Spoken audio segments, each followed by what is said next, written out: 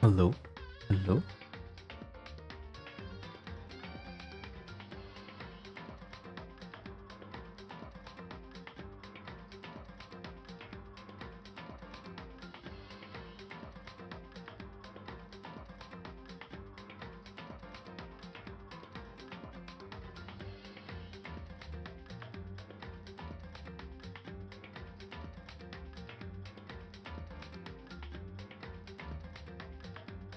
Hello? Hello, hello, hello. Welcome.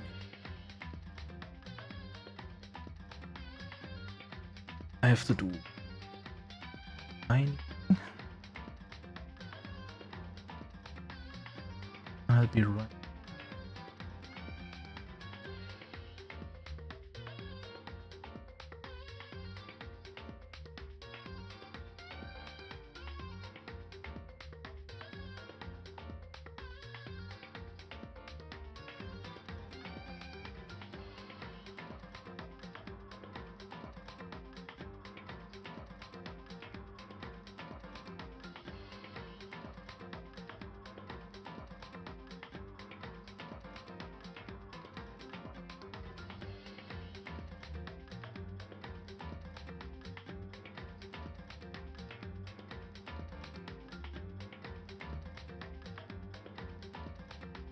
Okay. Okay.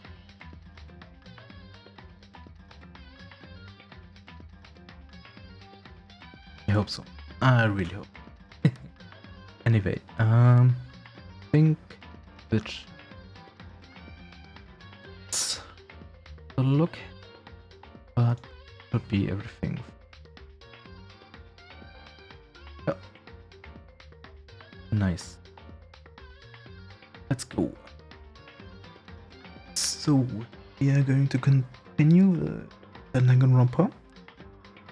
We have found Chihiro dead. We are in the investigation stage right now. And I have no idea who could be the culprit of this one. Yeah.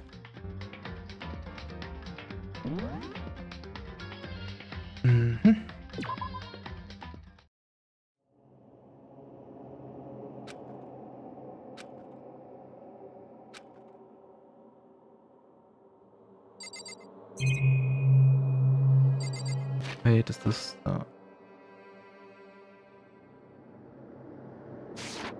apparently did not save my settings. No. No.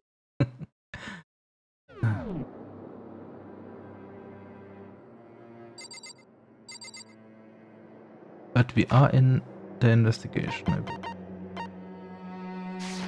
Let's... I guess we just go to bed. No?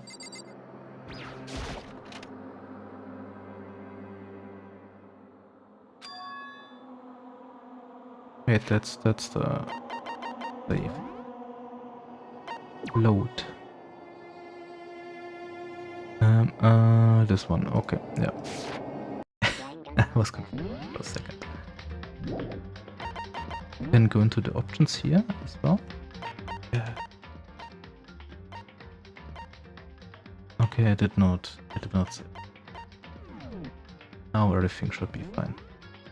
Yes, deadly life.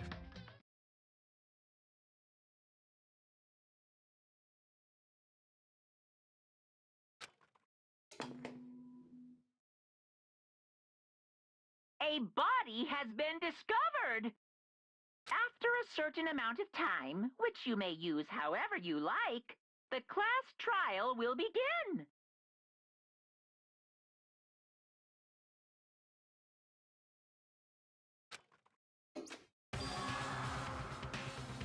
What the hell was that?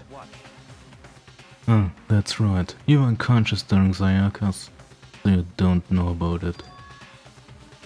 What you just heard was the body discovery announcement. Apparently, when 3 or more people discover a body, an announcement placed to let everyone know. I imagine it's so that the search for the culprit and proceed fairly for everyone involved. Proceed fairly? The body discovery announcement? Then Chihiro really is. Yeah, she is dead. She really is dead. Naturally. Dead, yes. Before you start screaming your head off, you round everyone up. It seems another game has begun. A life or death game to uncover a killer. Hage bolted out of there. As everyone made their way to the scene, felt as if no time had passed at all. It was like my sense of time had just taken wing and flown away. When I finally came back to myself, I saw everyone had the same look: confusion, fear, and anger.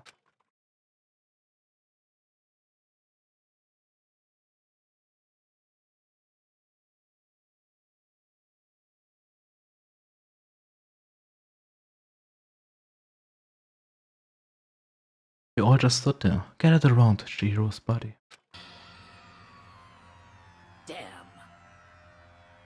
Damn, I couldn't keep her safe. So, there's another victim?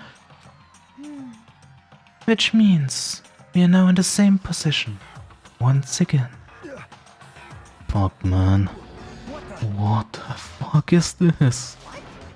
It's a dream. It's a dream. It's only just a dream. In fact, I haven't even been born yet. I don't have any memories of being ever alive. Oh. Shut up. Okay.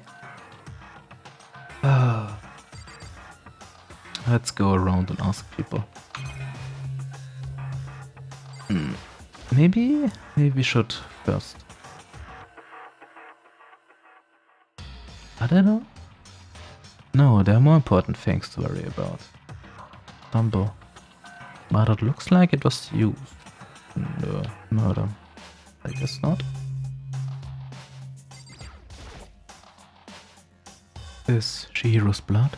No, there are more important things.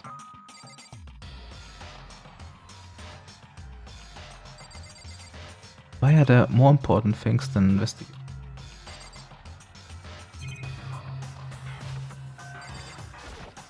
This one? The word bloodlust is written on the wall in blood. So, I don't think it's any kind of dying method. It's just too strange. But you know, that thing about writing bloodlust. Blood, doesn't it sound kinda familiar?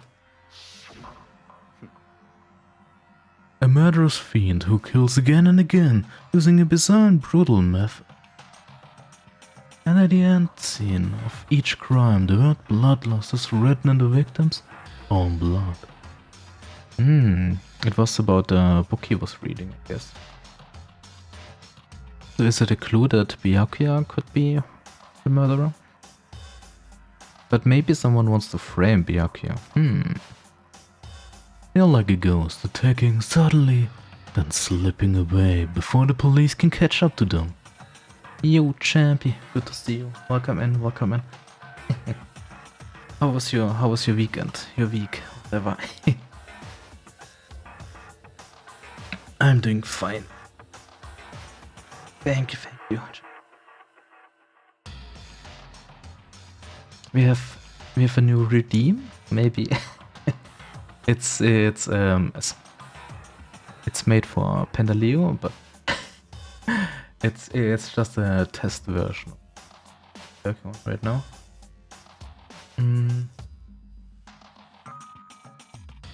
Okay. It was a great weekend. Oh, nice. Spending time with you. Wait, I will welcome in. Oh no, I cannot read the name. No, wait. Thank you for the follow. I cannot read your name right now. I'm sorry. I missed something. course I'm... Oh, am I? What? Yeah. I missed a 0. I'm sorry, champion. You will get the points back. Welcome in. Nero? Nero Saito? Nairo? How do you want me to call you? Nairo? Nero? Go back to the game. And what nickname did the internet give to this mysterious series? Genocide Jack! Genocide Jack. The murderous fiend whose grisly attacks were famous all across. The ultimate murderous fiend, creating a reputation of abnormal, downright cruel killings. What is this? Then this is some kind of copycat killer trying to imitate Genocide Jack's style? Why would anyone do this?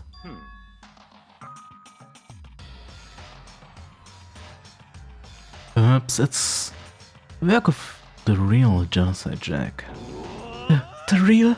Wait, are you saying Genocide Jack is here in the school? No way! There's no way. Going so fast to write bloodlust at a scene. Surprised at the stupidity. I can't imagine a worse situation than dealing with stupid... What you should know? Coco. Hina was pointing towards the entrance of the girls' locker room. Oh. It's making it easier for streamers. It's Saido. Okay. Yeah, a Y can be interpreted in various different ways. Thank you for making it easier, Saido. So I guess you have been played this game before? If so, who's your favorite of the characters in this one? Hugo was the last to arrive, and now he was just standing there. No, why?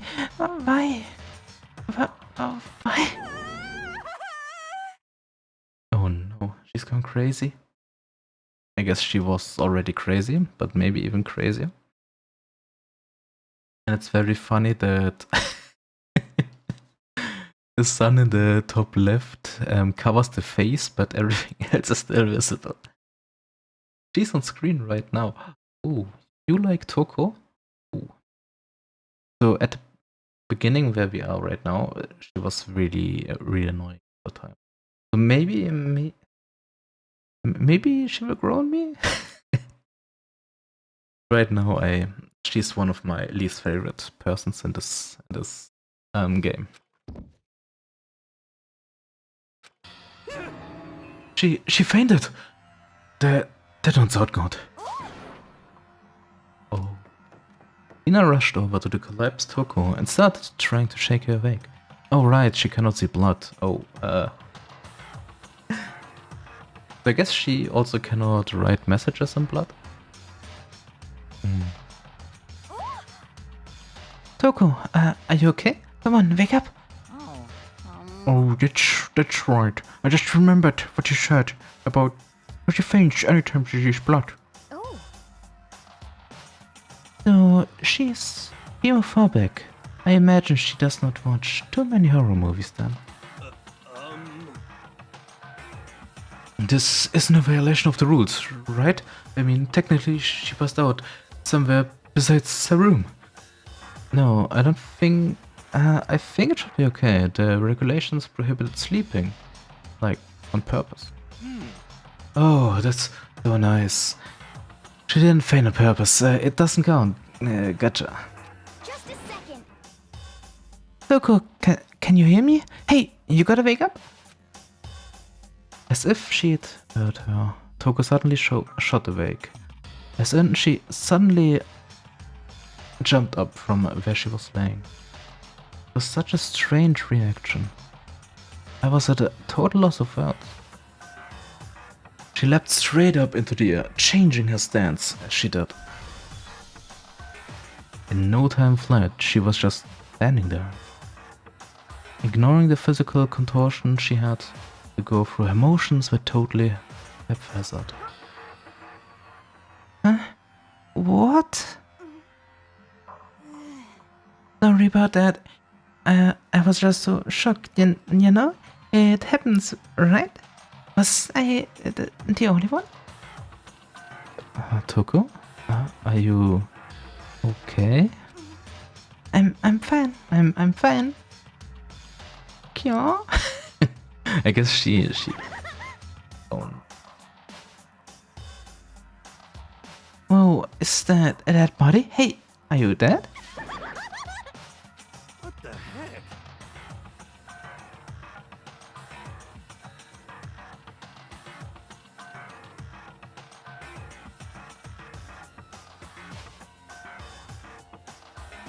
She must have hit her head really hard when she fainted. The world is a front and a back, a top inning and a bottom, a sea of truth and a web of lies. Well, This is quite concerning. I mean, she sounds completely different. You love crazy Toko. So I guess she just transforms into Monokuma. Or even more crazy. No. Everything is fine. At least the stutter's all gone. That's a good thing, right? I see. It's clear to me that everything is not fine. Your eyes seem strangely vacant. It might be best if you take her back to her room for the time being. so, I don't mind taking her, but someone help me? If you need help, I don't mind. Yeah, he always helps his girlies out.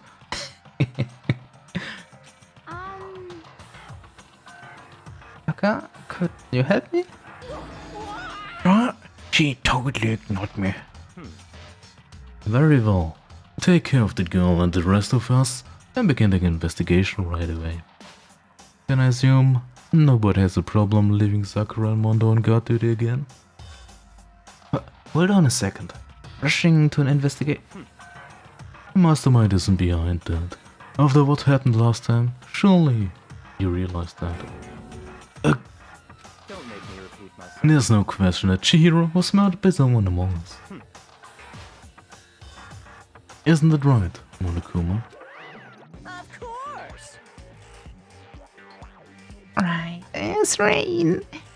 But don't take it as a bad thing. It's just a fact of life. Because that's how radiation works. Then it's happened again. That what you're saying. That another one of us killed a fellow classmate? What does that freak you out? You guys got no balls, you know that? Is there nothing down there at all? Well, I'll let you pray to mine if you want. Actually, I don't have any either. Sorry. Stop talking. Stop monologuing, give us what you came here to give us. You did bring it, right? I sure did. it's the Monokuma file. Yeah. The Monokuma file. See ya later. So, please do it very tippy top best on this investigation. No way. We really gotta do another one?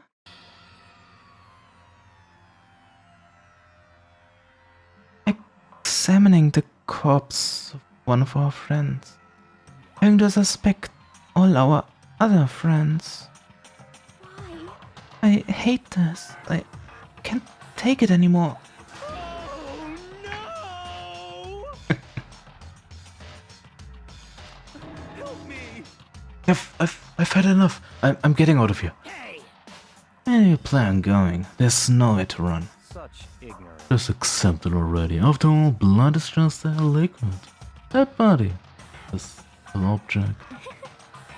You're very interested in about all of this, are you not? Naturally. How can I not be? If you don't unmask the culprit, I'll die. That's true, but jump into it so soon. What? You want to die? Such ignorance. Fine, then go off and die somewhere. Right now. Go ahead. You're a waste of space. Damn you! A dead body is an object. Piece of shit! She wasn't an object. Show a little respect, or I'll beat some into you. Calm down. Everyone, stop bickering. Listen, there's some truth in what Yakuya said. Kyoko, Because if we don't solve this mystery, find the killer, our own lives worth it. And if Byakuya is right, that Genocide Jake is somehow the one who killed Chihiro, that's right. then unless we do something, more victims can start piling up. Forget more victims. If we mess this up, we're all dead meat. Hey! Hey!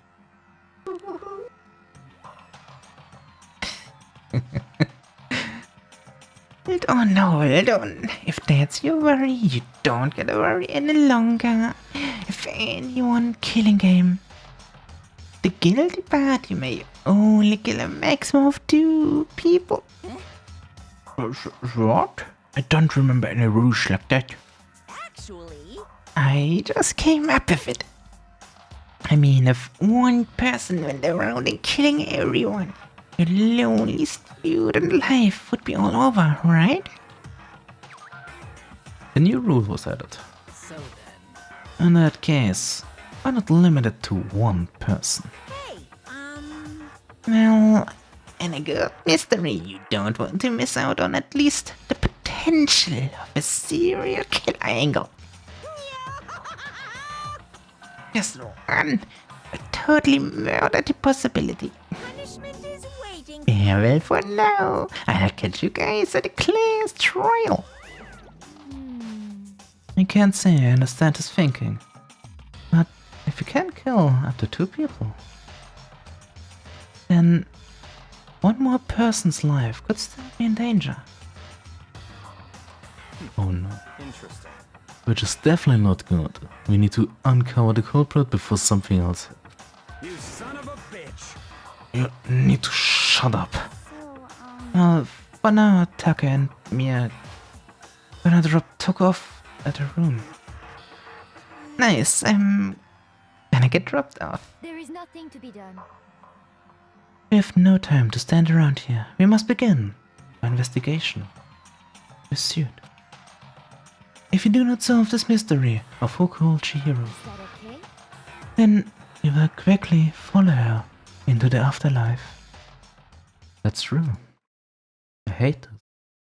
But if I want to survive, me and everyone else, I have to do it. We don't have any other choice.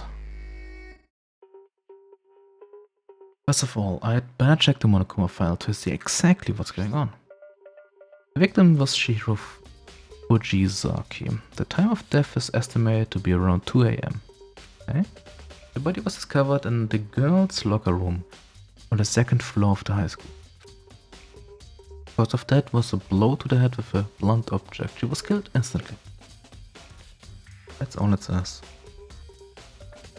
Well, it's not like there's any point in complaining about it. No matter what, I gotta do what I gotta do. Monokuma file has been added. Hey, Makoto, do you have a second? Huh? Did you need something from me? Naturally. Of course.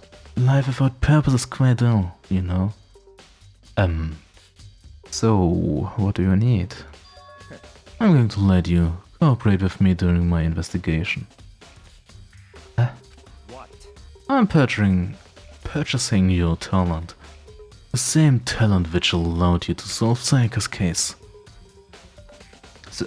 solve? No, I just... Stop talking. You seem to have some limited use, which is why I've chosen you.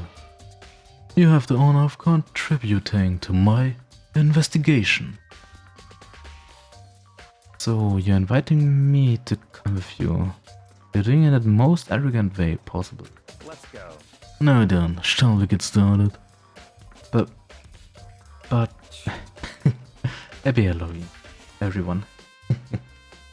for everyone that celebrates Halloween. Maybe someone cosplays, goes out, get some candy, or whatever else.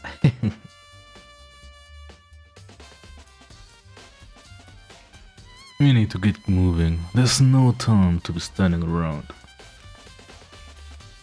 I don't really know what just happened. But looks like I'll be working with Byakuya on this one. Okay, let's look at the dumbbell. That's possible the murder weapon. There's a dumbbell on the floor and there's a bloodstain. There's a bloodstain on the dumbbell. The Monokuma file said, a blow to the head with a blunt object. That's what killed her. Does that mean this dumbbell was the murder weapon? That's right. I don't imagine it could have been anything else. Nice. So who can lift this? Yo. Let's look at her. I could feel the life draining out of my own body. The dead body. Chihiros. Dead body. Very strange. The more I look, the more strange it all seems. It must be Genocide Jack's handiwork. Well, but we're still not sure he did it. Is that what you want to say? I wonder about that. The word bloodlust is written on the wall. Blood, what's the meaning behind it? Good question. The poster got some blood on it. Must have happened during the murder. There's fresh bloodstain on the carpet. It must have been splattered with blood during the murder.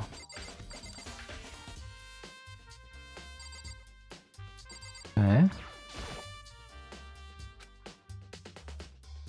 She took her time examining Chihiro's body. She poked and prodded, going over every inch of the lifeless body. You're a very strange woman, you know, being able to touch a dead body with absolutely no trouble. Seems to be concentrating pretty hard. Like, she can't even hear us. Okay, I don't think speaking with Sakura or Mondo will do anything. I used this locker room all the time. Now it's become the site of Chihiro's death. But why was she killed in a locker room? Actually, you think about it, could have been killed somewhere else than carried here. She was very light, that is true. It wouldn't be hard for someone to carry her, but still. Still think she came here on her own by choice. What makes you say that? She wanted to get stronger, I believe. So, wait, did she ask Sakura to train her? She had been talking a lot lately about how she wanted to get stronger. So you're saying she came here to exercise? But according to the Monokuma file, apparently she was killed around 2 in the morning. Would she really have been exercising that late? Perhaps. You know, myself, I usually in the locker room during the day. No, she was probably avoiding it then. Avoiding it? Although we invited her to join us more than once, she never showed up. So I can only assume she was trying to avoid us. And instead, came to exercise in the middle of the night? I mean, it makes sense. I would do the same, to be honest. However, Perhaps. But it's difficult for me to imagine she would have come alone. She did want to start exercising, but she specifically mentioned she couldn't do it by herself. She needed support from others. So you're saying she could have come here in the middle of the night to train in secret, but that she also would have come with someone else? That's a possibility, I think. Okay. What about you, Mondo? Dude had a real complex about being weak. You heard Chihiro talking about it, right? Oh, I need to get stronger. Yeah, I do remember she said it more than once. Sure did. Which I guess explains the trip down here. But did she really need to get stronger that badly? You already mentioned it, but it was the girl, after all. Most girls aren't all that strong. I don't know, man. I haven't really thought about that stuff. Cause of Chihiro's complex. Can't help wondering what it might be. Most likely because everyone tries to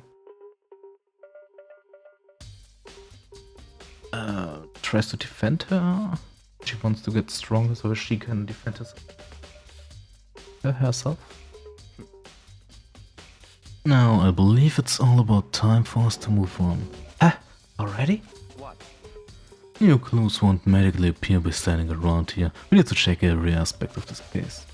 That's true, but Let's go. if you're satisfied, let's hurry up and proceed. He's so pushy. I got caught up with the wrong person this time. I mean, you don't really have to think. If that's the case, to be honest. So, this is our next location. Ah, this place related to the investigation? Figure it out for yourself. It's no fun if you don't, right? Ah.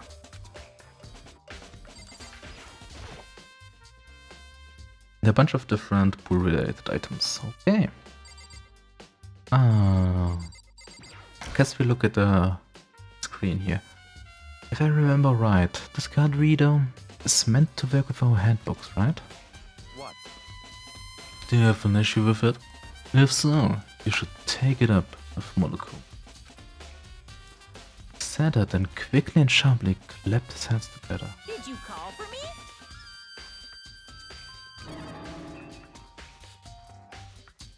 Has he been domesticated? That's right. It seems that Makoto has a question for you. You need something? Well, it's about his card reader. Yep. Yes, the card readers all have been designed to interface with each of your handbooks. If you can only enter the locker room corresponding to the gender listed in your individual handbook. Now it's impossible for two people in a row to go through while the door's unlocked, right? Unbelievable. If there were some sort of erotic terrorist on the prowl, a sailing-mounted Gatling gun would initiate a swift slaughter. And the school regulations prohibit anyone from lending someone else the handbook, correct? Of course. So then, it means only girls can go into girls' locker. Yes. In other words, Chihiro's body being found in the girls' locker means... Hey, Makoto, I can see right through you. See right through me? Allow me to tell you what you're thinking. Since Chihiro was found in the girls' locker room, the killer must have been able to get in there. Other words, As such, killer must be one of the girls. Did I get it right? such ignorance. Good lord, you're simple. But am I wrong? You should pay closer attention to the regulations. The answer has been in front of you the entire time. Loaning your e-handbook to another student is strictly prohibited. Only the act of loaning a handbook is prohibited. Borrowing someone else's is perfectly fine.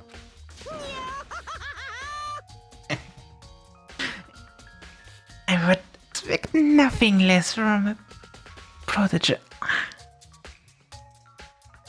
prodigal?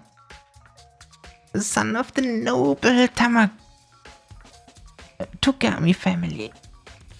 So you managed to sniff out the loophole in my regulations?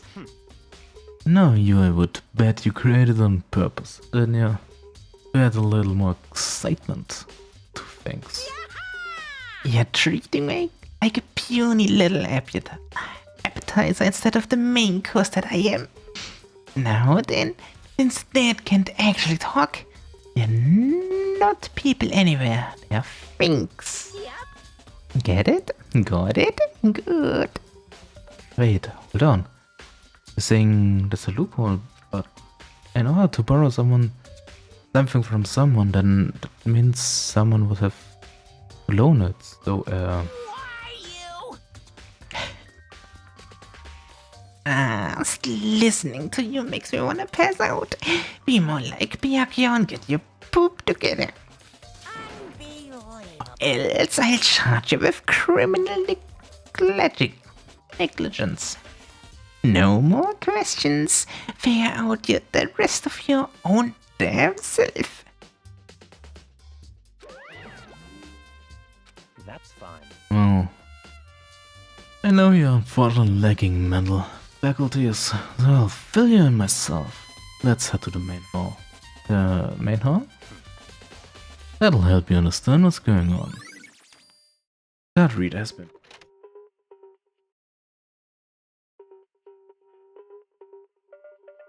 We came to the main hall.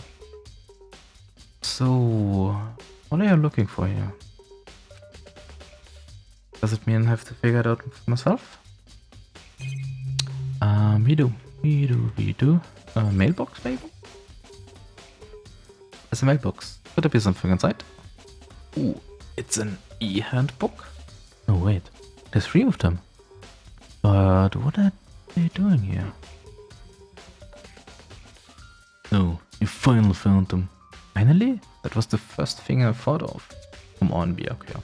You're better than this. Yeah?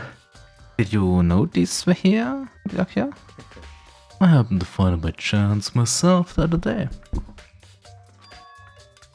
It seems there's a system in place where the handbooks of dead students get delivered to this mailbox. Ah. So someone just took the Sayaka handbook and put in the get into the girls' locker room. Nice. So then, these 3 handbooks belong to Junko, Leon and Sayaka. You can go ahead and confirm it yourself. I immediately turned on one of the handbooks and when I did... Sayaka. You're right, this is Sayaka's handbook. Now do you understand? This is the key to the loophole that I revealed earlier. Yeah. I feel like I'm starting to get it. Should pay closer attention to the regulations. The answer has been in front of you the entire time. Loaning your e-handbook to another student is strictly prohibited. Only the act of loaning a handbook is prohibited. Borrowing someone else's perfectly fine. I see, yeah. Now I understand.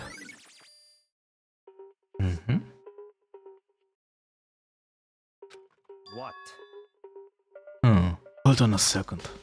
But what's Very wrong? Strange. That's strange. One of the handbooks won't turn on.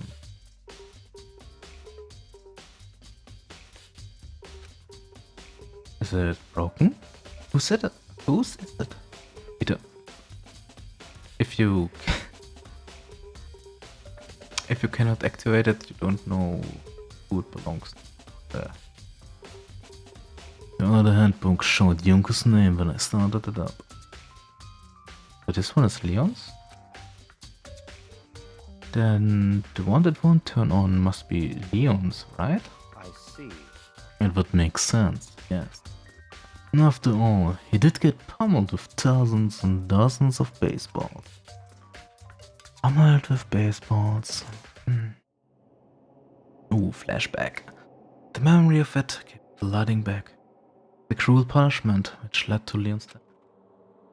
Execution the mastermind concocted. Cruel, heartless death. You're right. It wouldn't be surprising for the handbook to break during that kind of assault. Hey, hey! Hey, hey, hey, hey, hey, hey! Hey! What? The handbook is essential to students' life. Crucial, integral, instrumental. A super big deal. There's no way it could break that easily. But it did. If I say it couldn't break, it wouldn't freaking break. It can withstand up to 10 tons of pressure and is waterproof up to 100 meters, okay? I don't care how many baseballs you hit it with, it wouldn't do crap. Oh, but even my amazing handbook does have one single weak point. It does? I can't hear you. But it's a secret. I wouldn't want you to go breaking any more handbooks. What? Then Leon must have broken it somehow without realizing what its weakness was, right? Hard to say. You know what I think? I think this handbook isn't actually broken. But you might ask, how could it be? Leaving the question hanging in the air, Monokuma disappeared. What just happened? Monokuma said it's not broken, but it's an undeniable fact that it's not turning on. That's fine. Well, I don't see any connection to the case. That doesn't matter for me. You think so? Either way, something about it still bothers me. Wait, isn't Chihiro a programmer, so could she... But why would she deactivate one of the handbooks?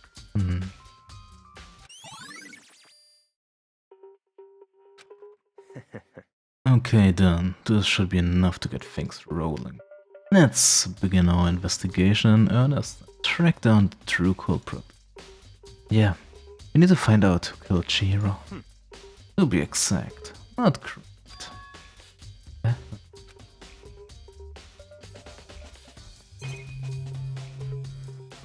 So, guess we just speak. What do you mean by that, Byakuya? To be exact, not quite. Certainly, I want to reveal Chihiro's killer, but more precisely, I want to discover the true identity of Genocide Jack. And you really think, you truly believe Genocide Jack is the one that killed Chihiro? Don't make me repeat myself. Absolutely. I have no doubt that Genocide Jack is the culprit in this case. Murders 3 in this Genocide Jack. What? There's nobody else it could be.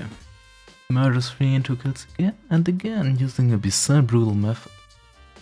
They're like a ghost, attacking suddenly then slipping away before the police can catch up to them. And what nickname did the internet give it? Give to this mysterious serial killer. Genocide Jack. They say he's killed thousands of people. That's gotta be an urban legend. Still, could one of us really be a demented, psychotic killer like that? You're not wrong to wonder. But words mean little right now. I have something that will prove it. I can show you. Okay, can show us? Cool.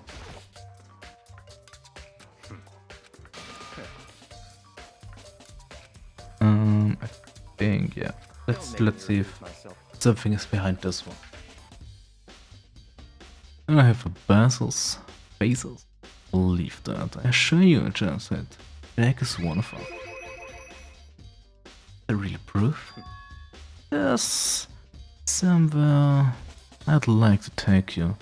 This will provide all the evidence you need. It's all clear now. Evidence that Genocide Jack is the one that killed Chihiro. Evidence? Does something like that really... Oh, hey, you too? I guess, yeah. Of course. One of the girls. Big trouble. Need your help. I don't have time to play We're with busy. Leave us alone.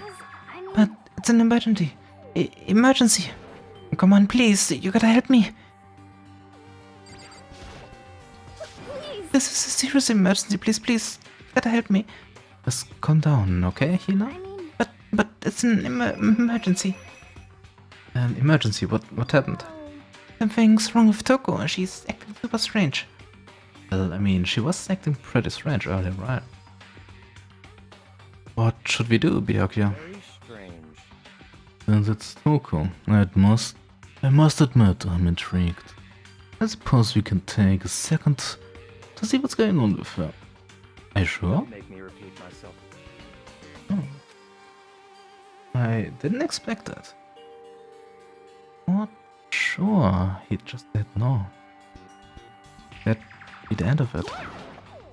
Okay, come on, hurry. Wait for us, Hina. Let's go. It looks like she headed to the domes. The Toko's dome, most likely. You're right. Yeah.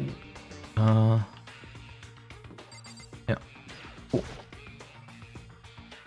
Is Toko inside? Some kind of emergency?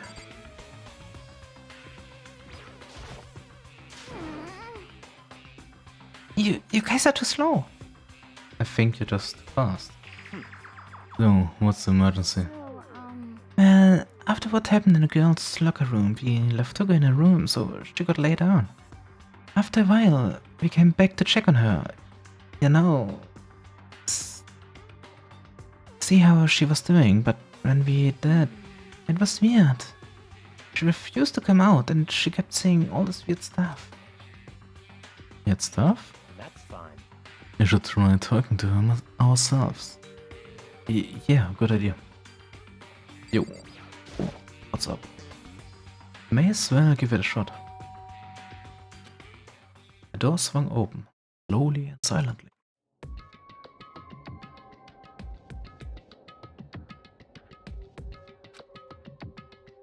Holy crap.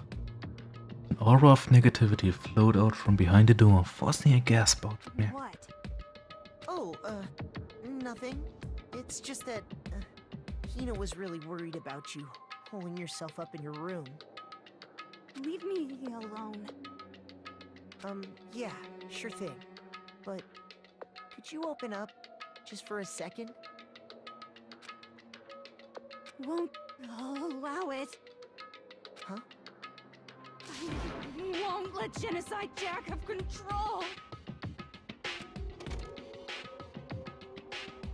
And just like that, she slammed the door in her face. What was that? He's been acting like that the whole time. I rang a little while ago.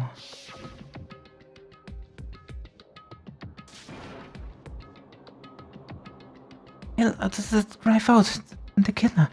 Drive out the murderous fiend.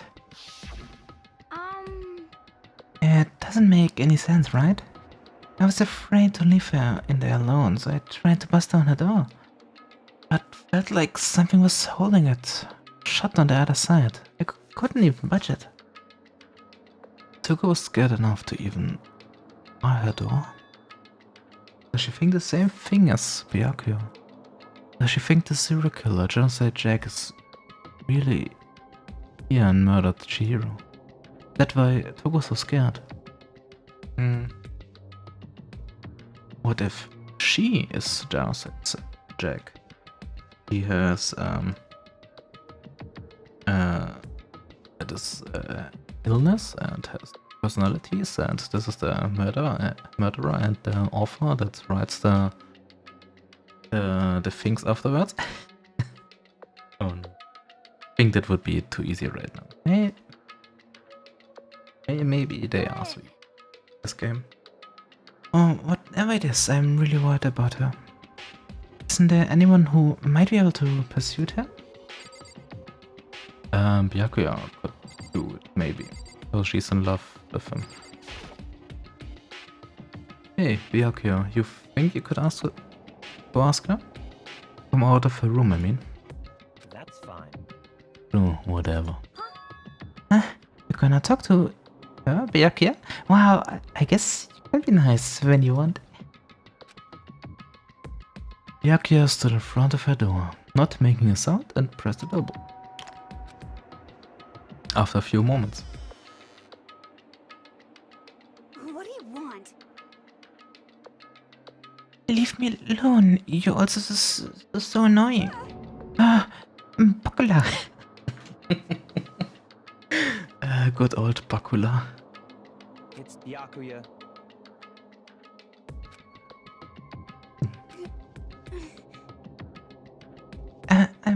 I'm sorry. Couldn't keep our promise. But don't worry. Never again.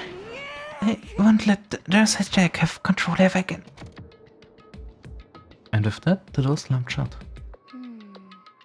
Even Byakuya couldn't pull it off. There's nothing else we can do.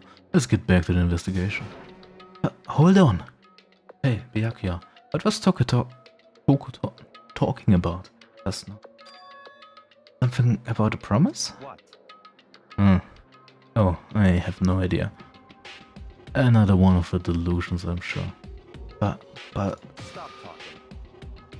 if I say I don't know, that means I don't know. And just let Hina take care of her. Oh, yeah, okay. I'll stay here and keep an eye on her. Let's go. Well then, let's go. Don't waiting for a reply, Byakuya's better. Byakuya! I heard to catch up. I tried to talk to him several times as we walked, but he didn't even look back, let alone say anything. He just kept on walking towards his destination. Finally, his feet brought him to a stop in front of a certain room. The library. Come on, let's go inside.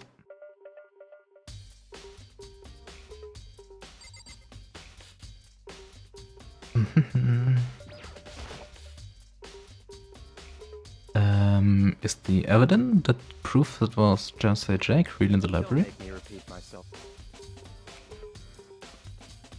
Okay, I guess we now have to search for a book. Maybe one of those? Oh. Yeah, we need to check somewhere else. Here? We need to find real clues. Maybe on the right side? No, that's the same thing. I guess just... Oh. No. Here. What do you want? Lamp?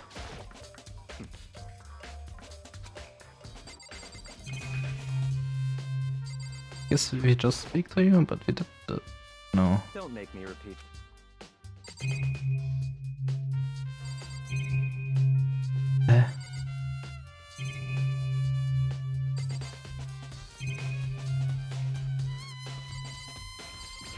Camera?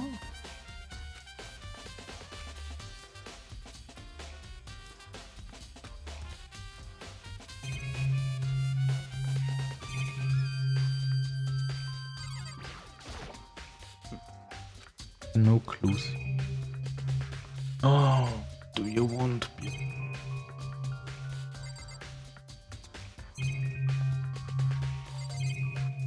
You clicked on everything except the door. I remember on the other side of the store. Ah. Wow. It's the archive, right? Hurry up and go inside. Oh, here? Let's go. It all makes sense once you're inside.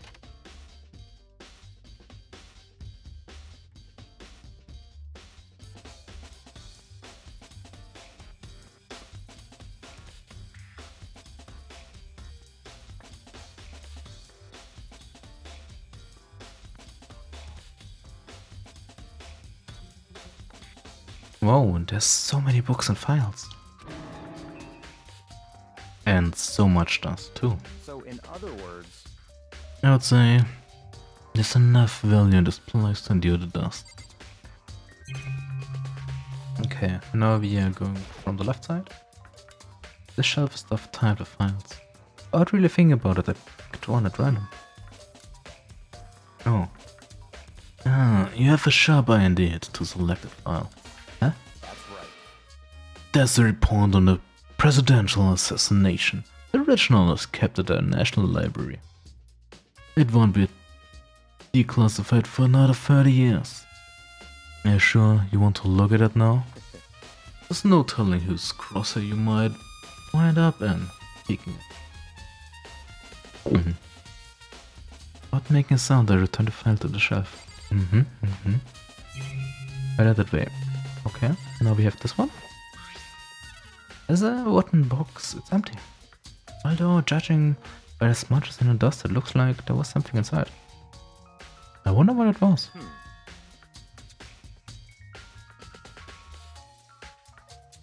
There was an extension cord plugged in there.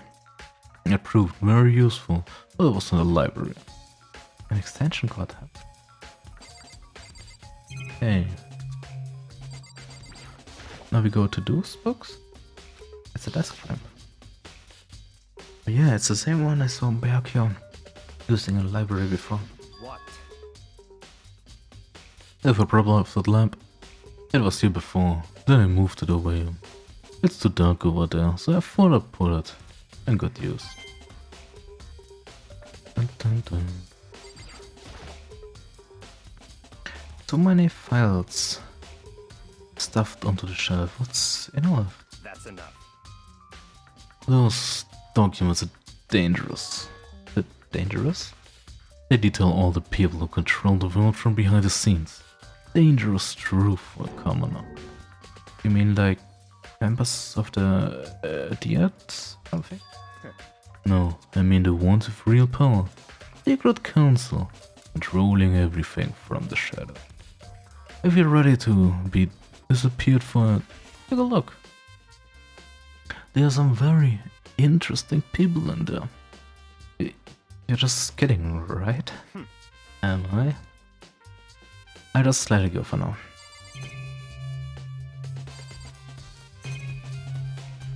Okay, behind him is the book.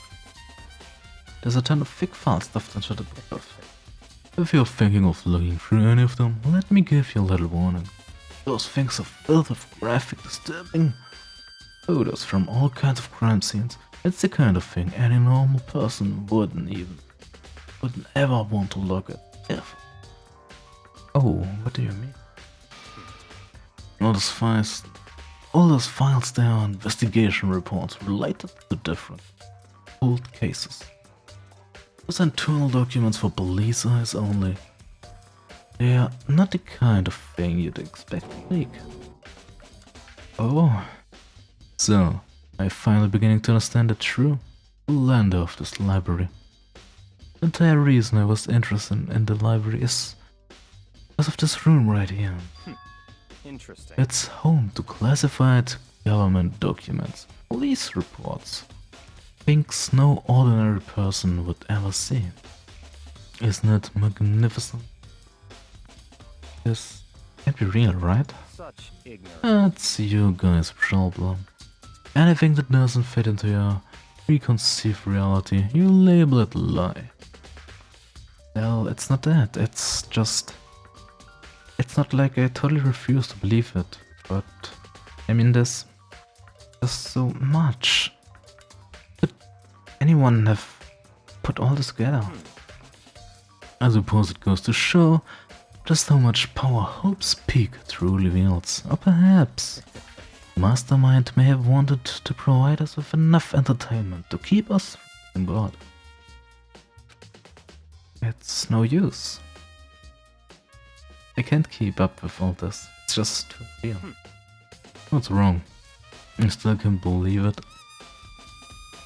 What about you? How can you believe it so easily? Things like that are usually impossible. What? What do you mean, usually? Usual, normal, ordinary, simple, those things don't exist anywhere in the real world. If you don't understand what they actually represent, don't understand what the nature of anything.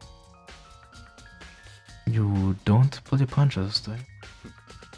Besides, what do you consider usual? It's based on your common sense, right? But what makes you think? Your own common sense applies to me at all. The documents gathered here are genuine. I have reviewed them multiple times.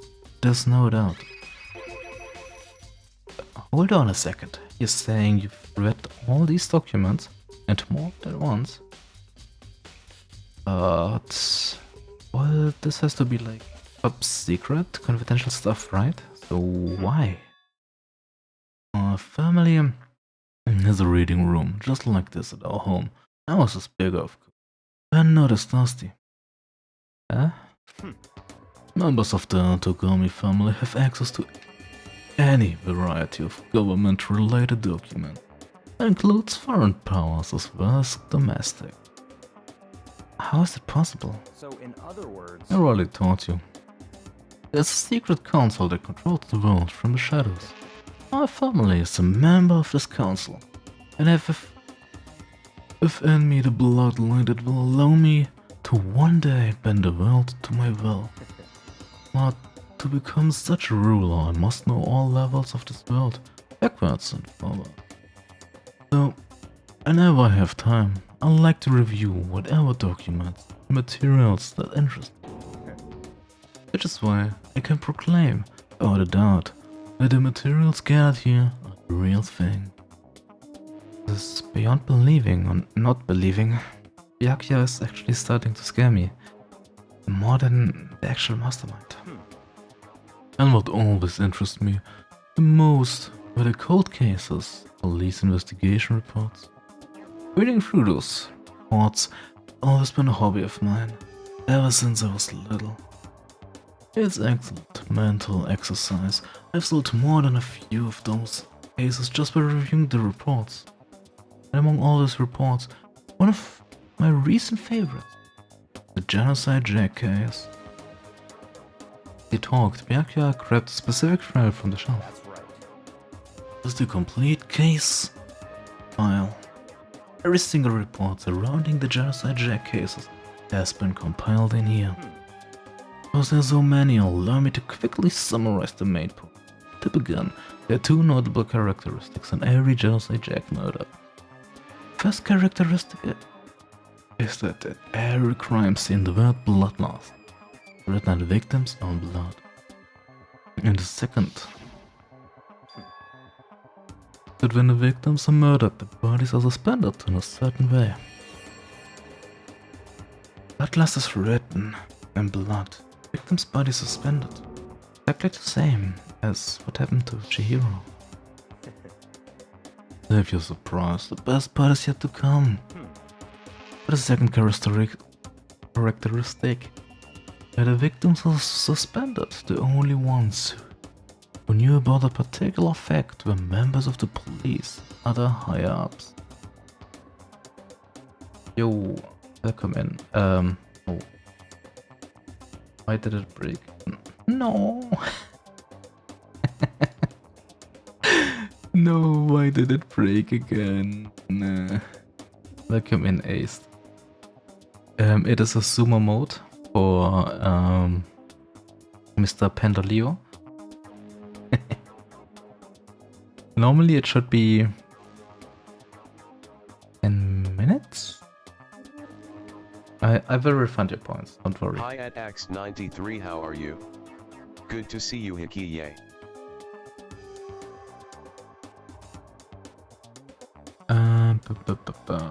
Where are we? That's the wrong thing in magic. This one.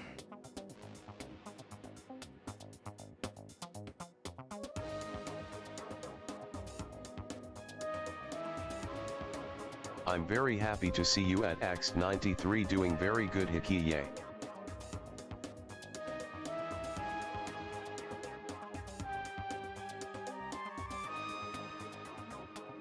Wait. How much is 10 minutes in nanoseconds. Is it 600,000?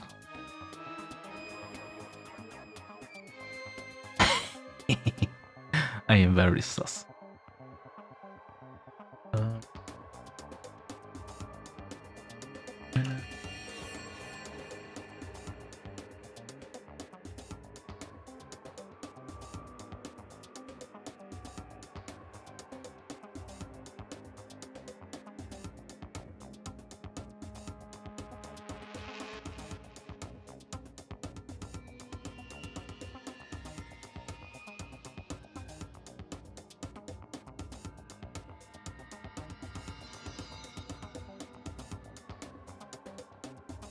Okay. Does not.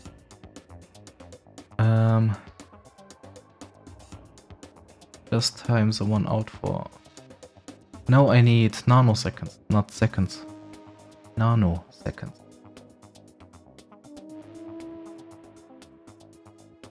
No seconds? No, it's milliseconds.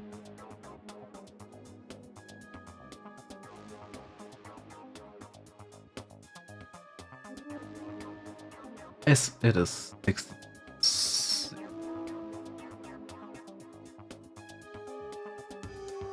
600,000.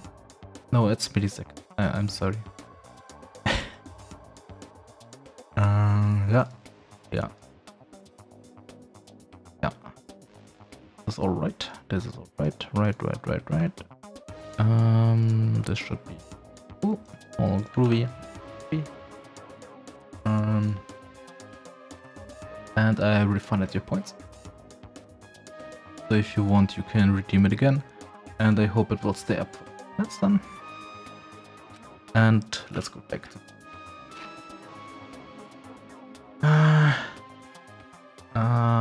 okay.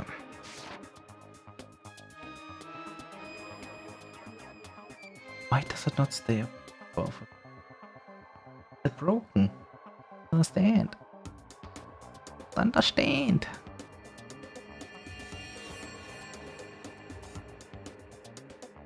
Oh yeah. Ah.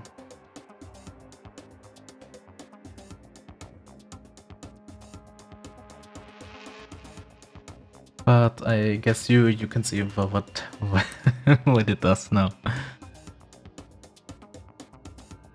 Why is this broken? Zoomer mode, set timeout. Timeout is of...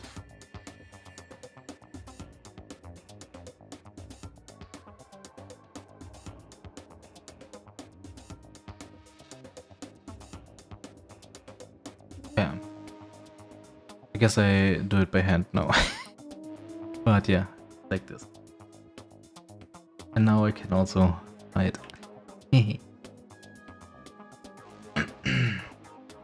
But I'm not sure if the timer now works.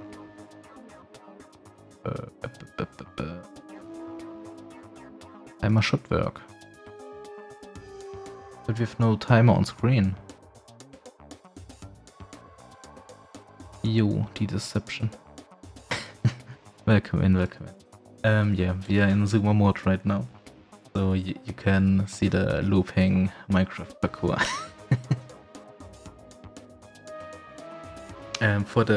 So this is only a test. By the way, I will refund your point. Paste. I hope this will be closing itself. Minutes. Ouch. My ears. Okay, I broke everything.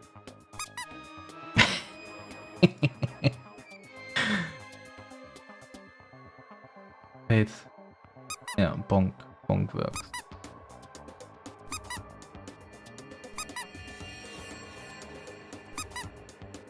Overlay does not work anymore. No, does not count.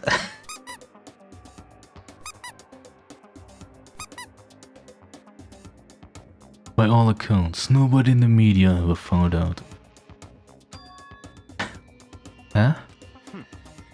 In other words, no one on the news, no one online, nobody knew about the aspect of each crime. Only key officials and the killer himself knew about this act of mounting the victim. Are you having fun bonking me? Normally it counts as well. But I think I broke the overlay. And if I restart the overlay, the Gen Z mode will also go away. So I will be waiting for that. Nice, nice. How are you doing? How was your stream? Wait. We can... Does this work? Oh. Oh, come on. But am I not bonking hit the hammer?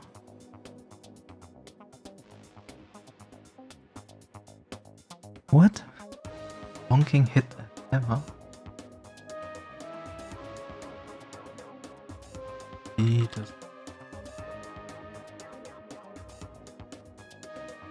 You are bonking with a hammer.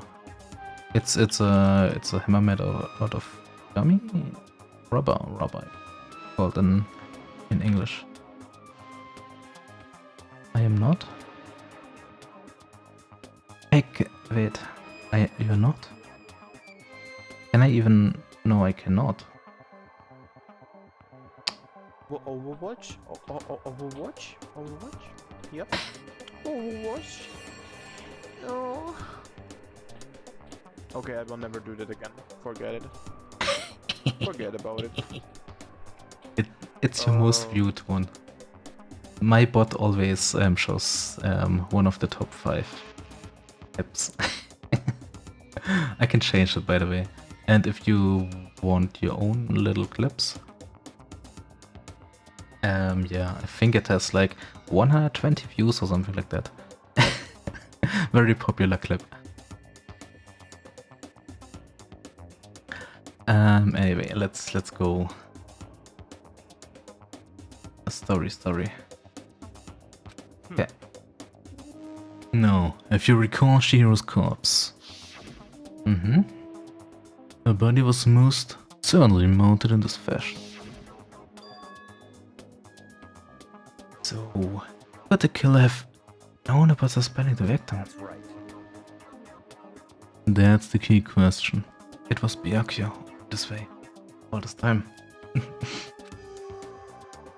But in fact, the answer is quite simple. So in other The words, culprit isn't a copycat killer, it's the real genocide flag.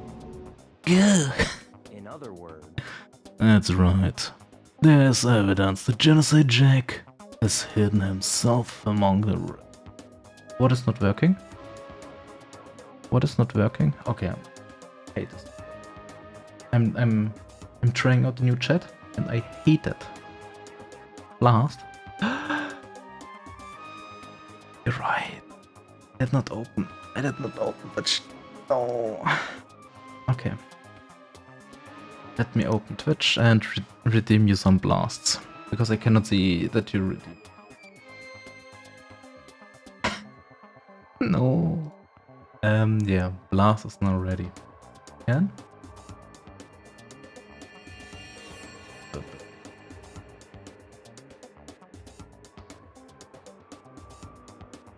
Blast. Yeah, enough blast for you.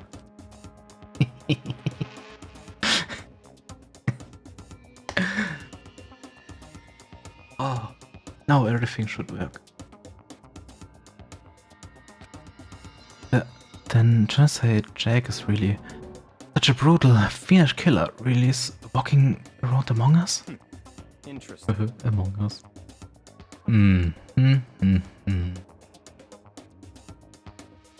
Can you help me to set that on stream, by the way?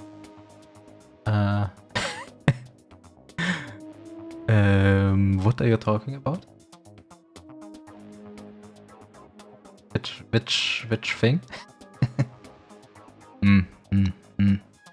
Things are really starting to get interesting, aren't they? You are using a PNG, I believe?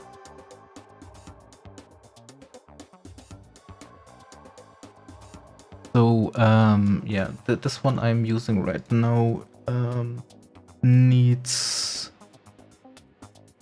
how is it called? YouTube Studio.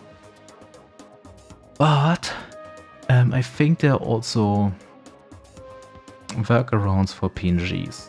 So for at the start, I was also a PNG. I built my own little bot for that. So I guess you could use something like that. If you can program, you can build your own. If not, I have to see if there is. I think there are frameworks around that on itch.io, but I'm not sure what they are called because I did not look further into them. Maybe you could also, maybe you can also get your PNG in YouTube Studio somehow and use the real ones and just make it fake move around. You know what I mean.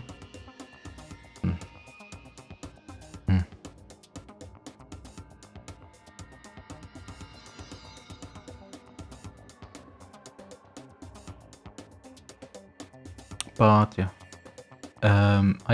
I can help you.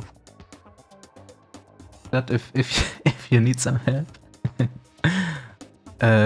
But normally everything on my stream is made by me. So the sumo mode is my thing. I got my own bots for everything and so on. I don't really use many commercial stuff because I just don't. So if I can build whatever they sell for like 10 euros, if I can build this in one day myself, I think it's more worth it if I build it myself. So I just build everything myself. It worked. We're back out of the zoomer mode. Good job. Thank you, Ace.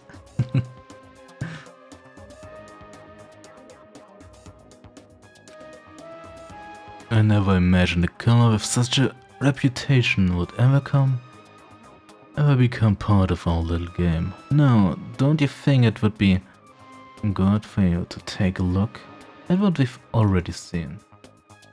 You might just manage to ferret out a clue or two.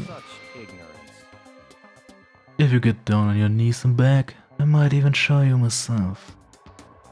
Oh, this guy. Very weird one.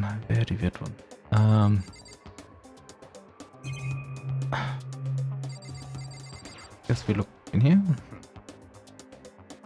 No, not this one. It was the one behind him.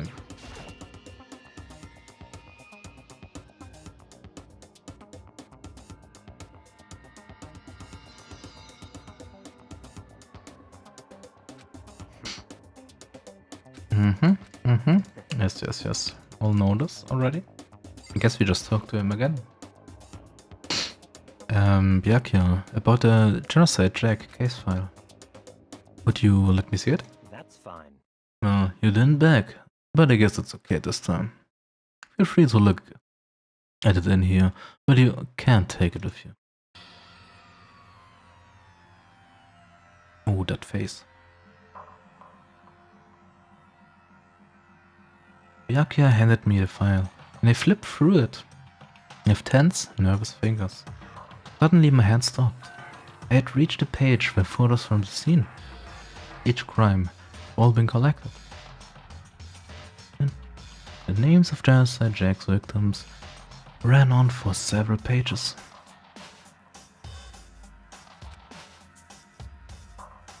Ken Harada, 32, Chihiros, and so on. There was no end to it. But one thing became perfectly clear as I read. All of the killers, countless victims, were killed and suspended in exactly the same way. And at the scene of every murder, the word bloodlust was left in the victim's own blood. Oh, Take a look at the next page and you'll find another interesting tidbit. The next page?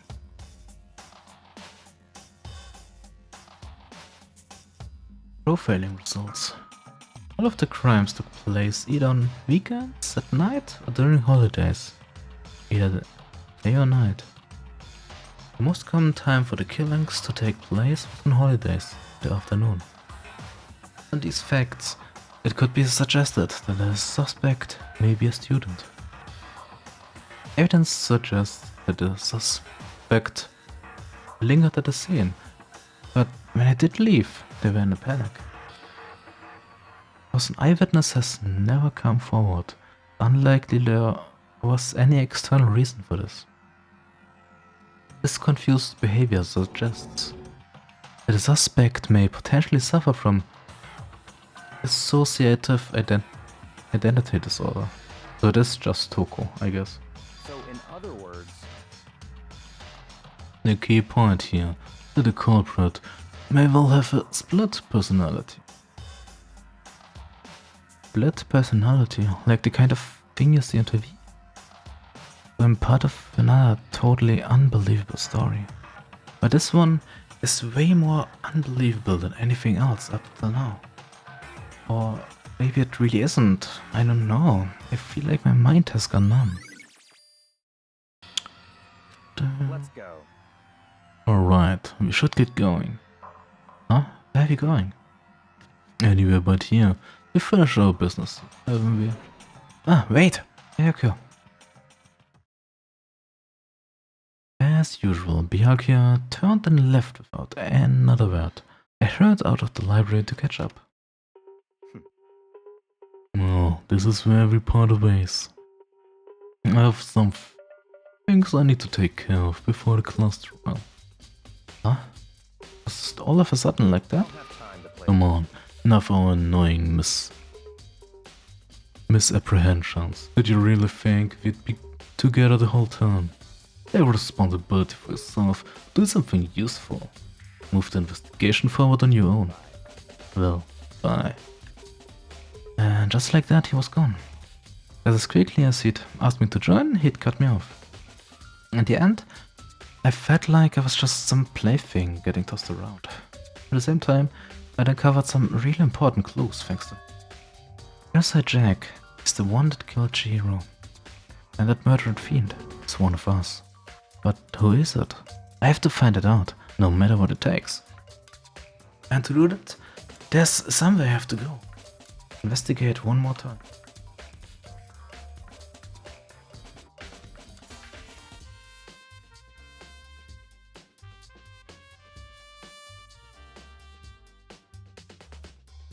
I have to go back to the crime scene, the girls' locker room. Should check the boys' locker room too. And the others might have come up with some info I might find useful while I'm at it.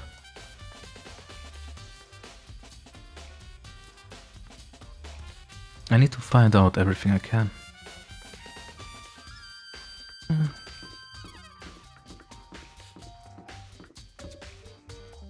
Okay. Was anyone here? I don't think so. Okay.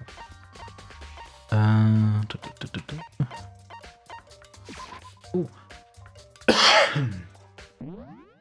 Oh. I could have just turned around.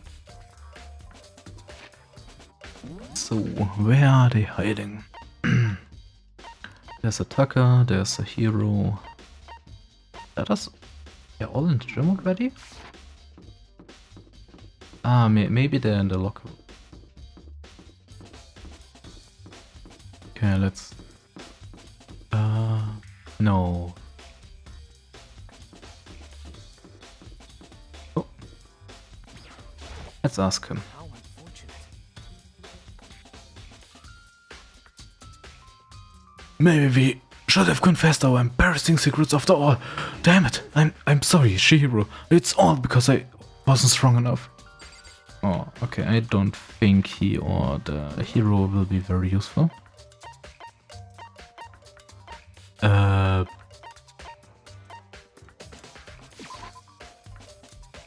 see. Can we... Is someone at the gym? Don't think so, but... Not sure if it would be showing us that on the map. Yeah, no. Yeah, let's go to the locker room. Look at both vendors.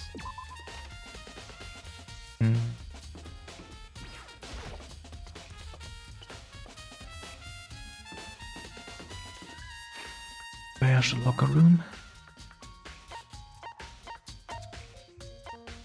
Archive, library, SB. I think here. Cool.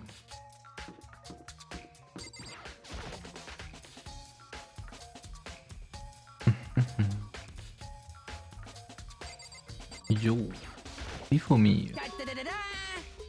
Ding ding ding, he for me has discovered evidence revealing the identity of the culprit. I feel as if Another stat increase for me. Evidence? What did you find? I can't reveal it just yet, but I guarantee that what I found will steal the color's breath from his lungs. Are you sure about that? Oh no. Oh yeah, Miss Ludenberg said that she'd witnessed something worth too. Hey, what did she see? She refused to tell me. It's like when a girl bullies the boy she likes, right? Right? Okay, so where's the list now? Warehouse, by the dorms. She was there, but at the same time not there. What's it gonna be? Ah.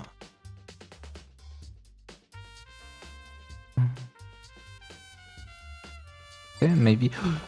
Kyoko, you found something? Hey, Kyoko, have you made any progress on your investigation? Generally speaking, But I have to get going. I have something unrelated to take care of. Something besides the investigation? What is it? Well, Nothing you need to worry about. Just concentrate on the murder. so then. Before you go, let me give you one piece of advice. You should examine Chihiro's body one more time, thoroughly. Also, the handbook is missing. You might want to determine his whereabouts. Goodbye. That's it. I'll be praying for your success. With that, Kyoko turned to left. I guess I'll take another look at the body then. Chihiro's handbook is missing. That's definitely worth worrying about. Let's go. Kyoko said I should examine the body one more time. No, she said, but I do have my limits.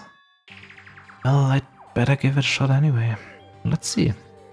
Chihiro's hands are bound with what looks like some kind of rope. The rope was used to prop her in a kind of crucifix position. This rope has a plug? Ah, it's the extension cord from the library. Aha. Wait, so then this isn't a rope at all. But the more I think about it, the more that's not the only thing that concerns me. Chihiro's fatal injury was the blow to the head. Which means someone struck her in the head in order to kill her. That's right. It's the issue of her being suspended in the fatal blow. At first I didn't see any reason to think too much about it either. But seeing them again after looking through the Josei Jack file, something's not quite right. What does this all mean? Well, the one thing most likely to tie all these mysteries together. The true nature of the rope that was used to suspend Chihiro. To figure that out, there's a certain place I need to revisit and look over again. Thus, it might be it might help to look at the Jack file one more time. Oh, okay. Yo, Mondo. This door leads to the pool. Okay.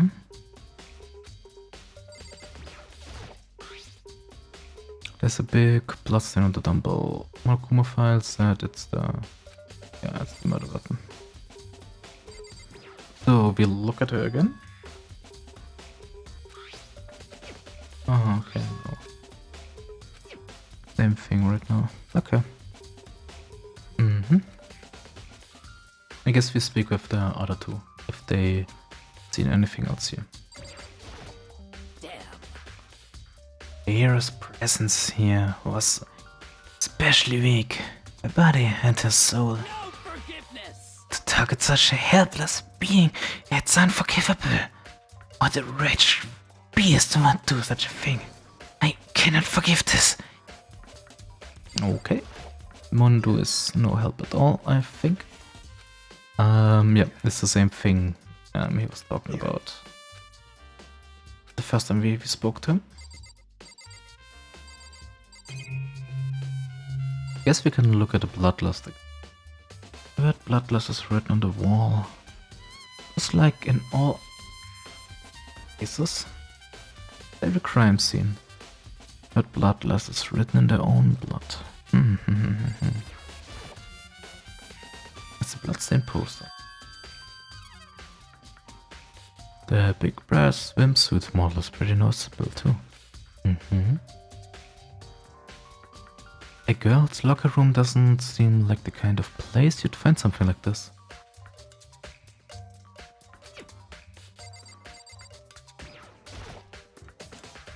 There's a bloodstain on the carpet that could only have been caused by Chihiros' murder.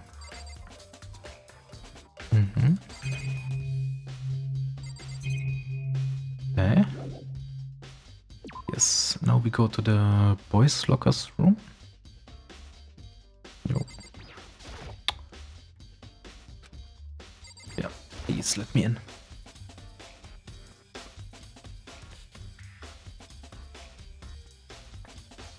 Wait.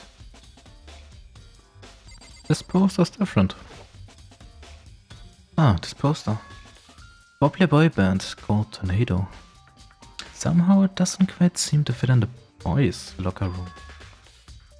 Oh, but wait, that reminds me, the poster in the other locker room is... That's right, there's definitely something strange about this. In the boys' locker room there's a poster of popular boy band. In the girls' locker room there's a poster of a big-breasted swimsuit model. Could the posters have been switched? But if they were, why? What reason would anyone have? Maybe I should talk to someone who knows a little more about the locker room.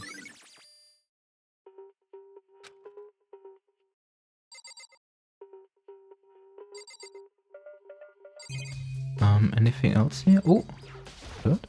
Bird. There's a strange stain on the carpet. What is it?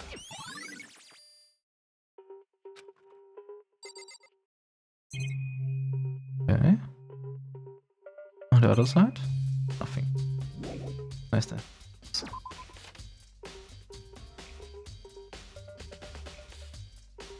Okay, let's go Sakura, I guess.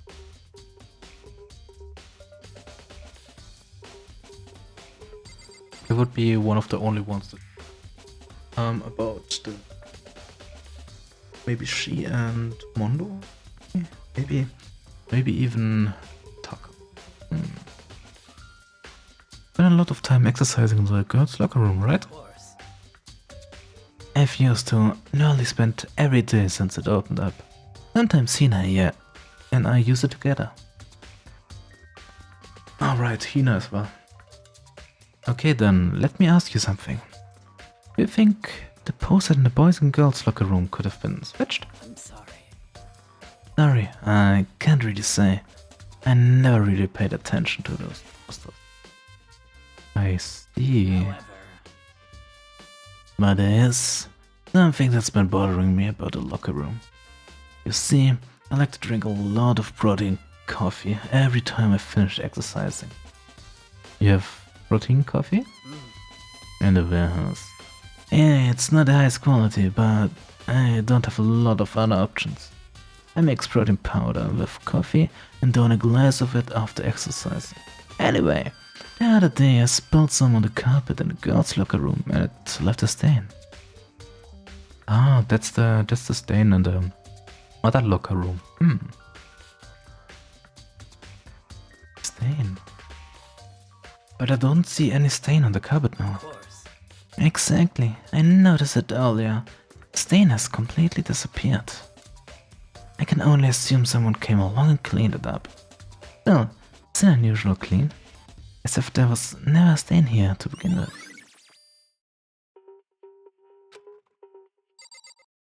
Ah, interesting.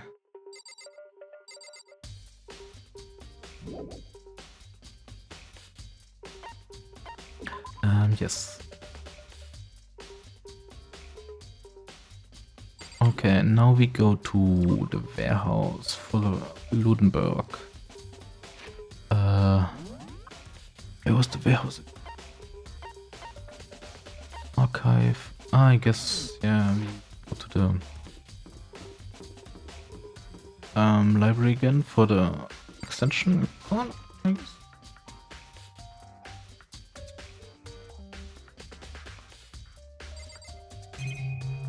To verify it's not there anymore.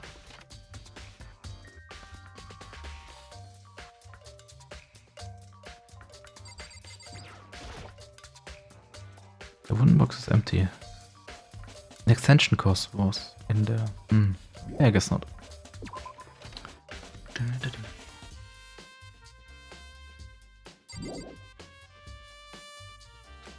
There's still more I need to check. The lamp? Ah, the lamp won't turn on. Oh, I see, it's not plugged in. And the lamp cord isn't long enough to reach the outlet. But last time I saw it, it was definitely on, and it was definitely right there. Oh, that's right, Byakuya was using an extension cord. Well, well, well, if this isn't Cosito. Halloween money. No Halloween special. I got a special redeem for today, I guess. If you want to go into a bit more attention-hungry mode. How are you doing, Cosito? Welcome into the stream. But there's no extension cord here now. I wonder if... Interesting. Oh, that's the wrong... No. No. Please, let me out, let me out.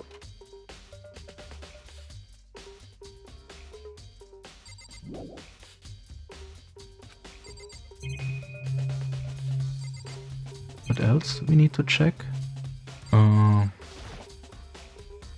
According to this letter has... Yes. No, we know. Oh, the mastermind, yes. Yes.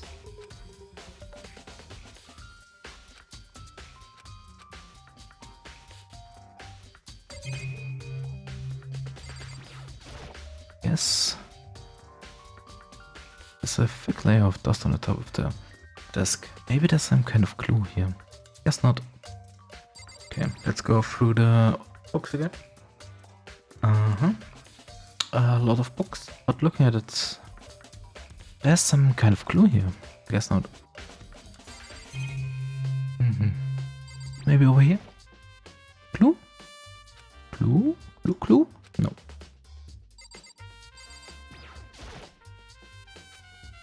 That's the same thing. Maybe here? No clue.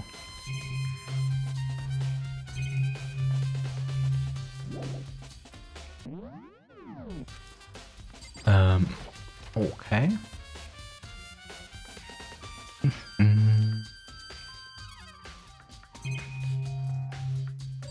We have to check this file again. I know it was around here somewhere. Ah, It's gone. Did someone take it out of the archive? But only one who would do something like that. Think of anyone but Pinocchio. The desk lamp. Pinocchio grabbed that one thing and put it over there. It sure is dark over there. Okay. So I guess we leave with a little bit of knowledge. But the desk lamp is not plugged in anymore. Okay. Let's go, warehouse.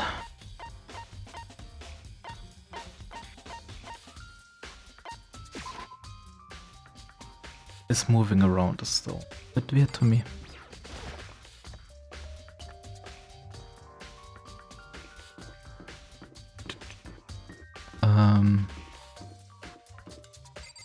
No.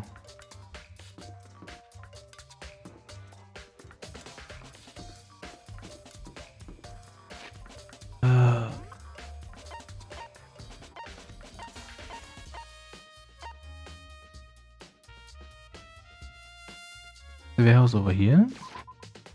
By the dorms? Maybe.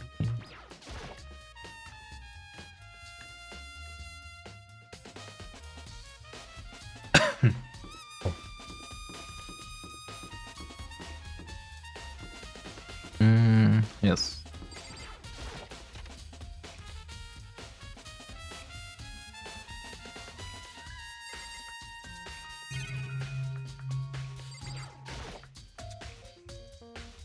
Celeste, what are you doing here?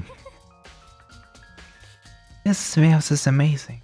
There's absolutely everything one might need to live a full life. From food to clothes to towels. There's an endless supply to choose from. I see that. But have you found anything related to the case? Most unfortunate. I knew you were going to ask me that. I thought talking about the warehouse itself might misdirect you, but I see it was pointless. Then you did find something?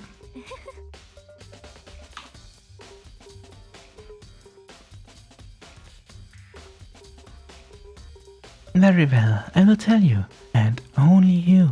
Actually, Last night I saw her here. Chihiro was in the warehouse. Wait, really? indeed. This was right before nighttime. What are you doing out this late? Oh, I was just... Are you planning to go exercise, perhaps? What? How did you know? Because I can see a blue track jacket sticking out of that duffel bag you're carrying. Oh, you're right. Thanks. Well, I'd better get going. I'm kind of in a hurry.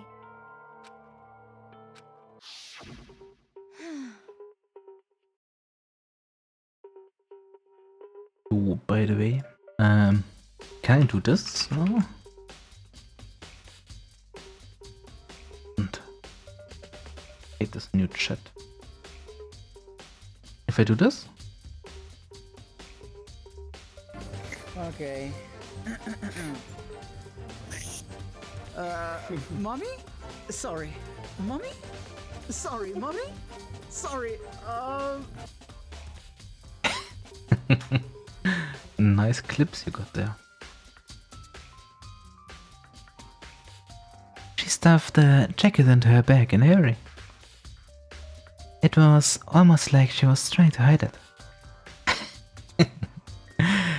It's one of your most popular clips, so but I guess there's also You Have No Friends. No, how's it called? We Are Not Friends, I believe it's called. Where you called all your people that you collaborate there, not your friends.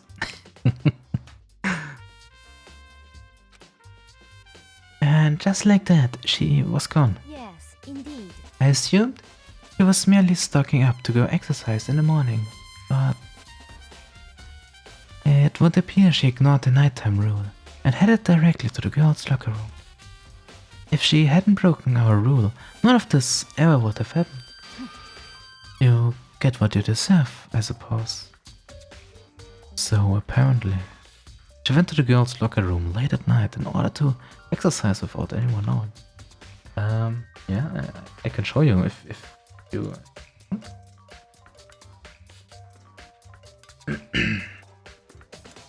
Thankfully, I can do all the stuff.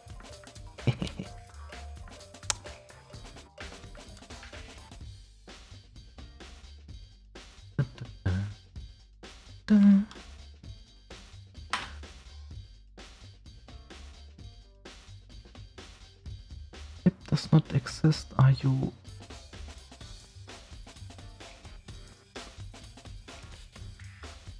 Hello? It does not exist? What is happening? This clip does exist.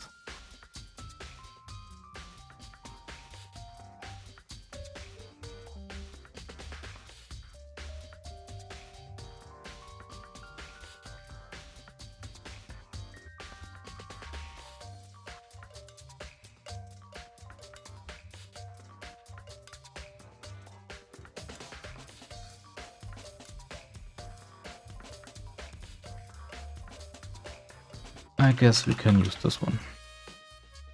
I wish I could know to pull this off when I play with my friends. Wait, are we not your friends? Yeah, you guys are. No. You said I wish I knew how to play.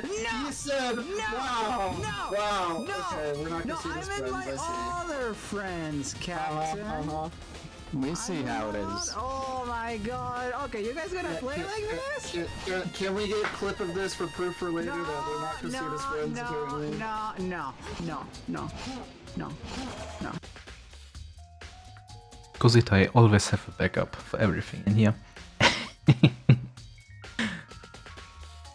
So if one thing does not work, I have a backup for that, and that will work most likely. She went to the girls' locker room late at night in order to exercise without anyone knowing.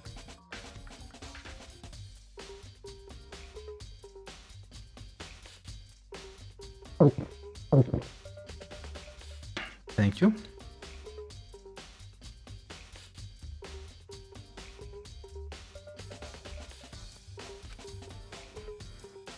But the strange thing is, there was no trace of the track jacket or duffel bag Celeste said she saw Chihiro carrying. Which could mean the killer would have gotten rid of it somehow. Ah. Yeah, I'm sorry, I cannot do a French accent, so Celeste will not be French here.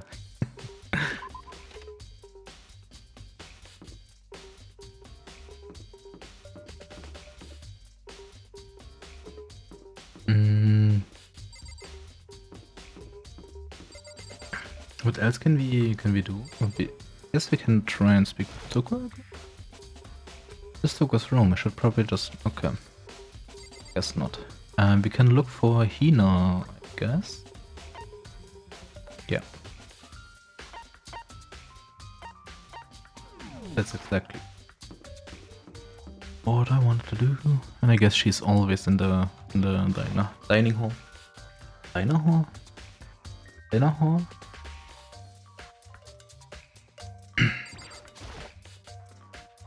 Oh, Hina, how's Toko doing? Same as before, she won't come out and she just keeps on mumbling something about Genocide Jack. I just left her there. You left her? My head was all swimmy and I was getting pretty hungry. Yeah. Oh, but don't worry, I'm gonna head back soon. I'm done eating. Toko's not exactly pleasant, but I'm still worried about her. Speaking of which, what are you eating? A donut, of course. I would have not guessed that she is eating donuts. What? There's two things I'm sure got created: outer space and donuts. Really? I bet Chihiro would have liked to eat more donuts. Maybe that was the one big regret. Should have tried to spend more time with her. Come to think of it, who did spend time with her? Yeah, she was a little bit strange. Didn't really hang out with the other girls much. It was like she was trying to keep a distance from us. Actually, Sakura said something similar. She said that even though you and her invited Chihiro to exercise with you, she always refused. Yeah, totally. Yep, it's true. And it wasn't just us either. It was like she stayed away from all the girls. Was she just shy? I don't know. She talked to the boys all the time. Isn't it kinda weird to be shy around your own sex, but totally fine with the opposite sex?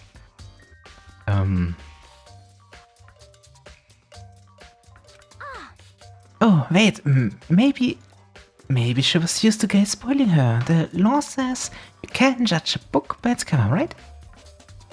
You think so? I never really saw her as that kind of girl. I don't know what we can do with this one, but we got it.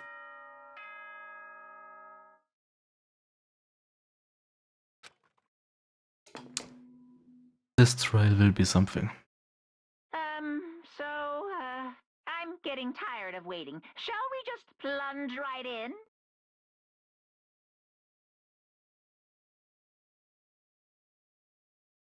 It's the moment you've all been waiting for!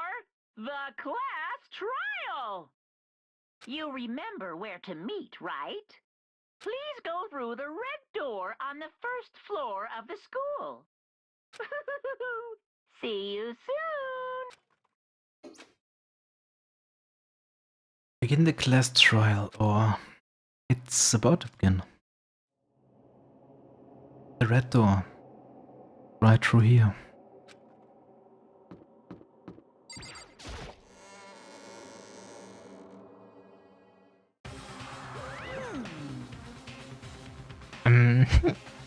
So, is everyone ready to... What? Am I blind or are we missing someone? Yo. Yeah, Togo's not here. And Toko is... You really don't remember her? Come on! Kidding, I'm just kidding. How could I forget that little nut job? She's a crucial part of this class trial this time. What are you gonna do? Okie dokie, I'll go ahead and drag her here, kicking and screaming. Just one moment, please. Uh-oh. Just like he said, a few moments later, he reappeared, dragging Toko behind him. Oh, yikes. I told him I didn't want to, but he forced me. I can't believe you drag a girl around. Terrible. You're terrible. Phew. So now everyone's here, right? Okay then, hustle into the elevator and let's get this show on the road. I see you guys down there. Let's go. So, shall we get going? It's time to find out who killed Chihiro. Chihiro Fujisaki. He was so gentle, so calm and meek. Nobody had any problems with her. Someone made the choice to kill her, a girl like that. That murderer was one of us. Someone standing right here. Oh. No choice, right? You have to do this. It's true. I gave a small nod in reply. One last deep breath, I walked towards the elevator on shaky leg. With each step forward, I could feel my heart starting to race faster and faster. As soon as everyone was on, the elevator began to descend. I couldn't get a handle on my emotions. Couldn't stop speculating.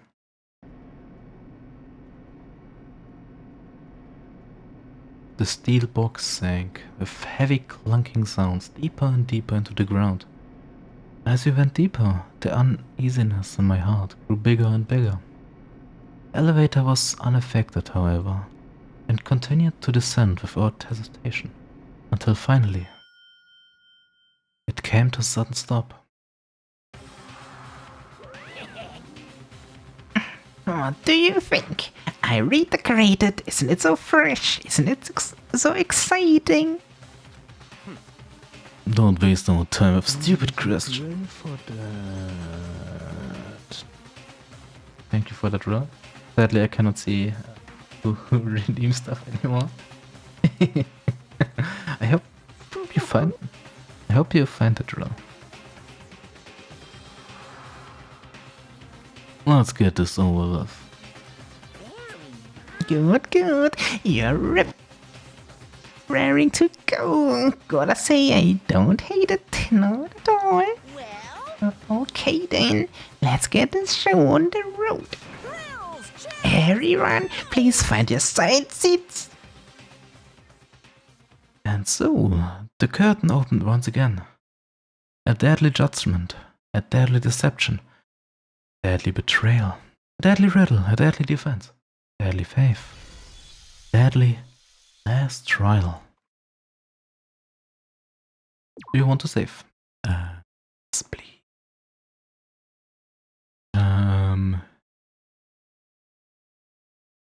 We go here. Will be our class trial thingy. Okay, let's go through the truth bullets for very quickly. So she was killed 2 a.m. Second floor in the girls' locker room. Or the girls' locker room, I guess. She wanted to train with her, but maybe meeting someone in the locker room that night she was murdered. Yeah. The dumbbell was used as the weapon. Mondo. Something about her complex about being weak. The card reader, we have all the ebooks from the persons that are dead, so it's easy to get in there. But there's one broken handbook, I guess. We did not figure that one out. Oh no. Always account. I don't think this will do anything with us. Boys' locker room. So this stain was made by Sakura in the girls' locker room, but the carpet is in the boys' locker room now. And I don't think this is the same case as they changed things. Maybe they changed the carpet? No, it would not make sense. But the killer also needs to be strong enough to lift the stumble. Yeah, the posters were changed.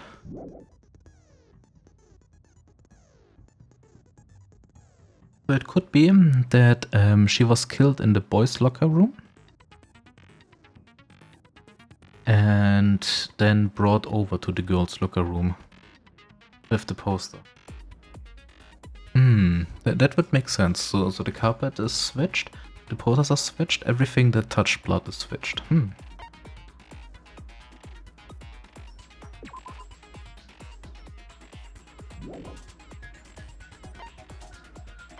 Okay, yeah, she used, and of course the last thing we have known.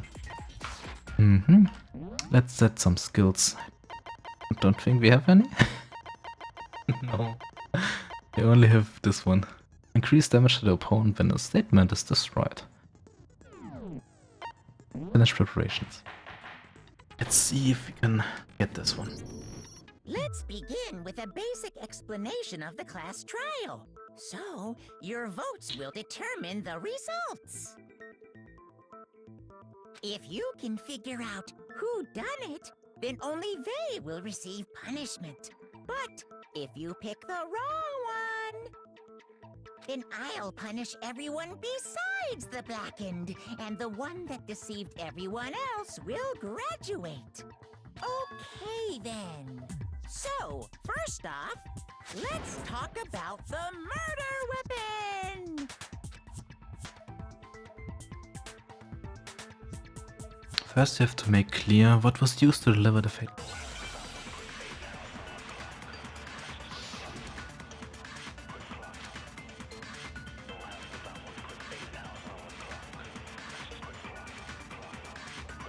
Chihiro's fatal injury.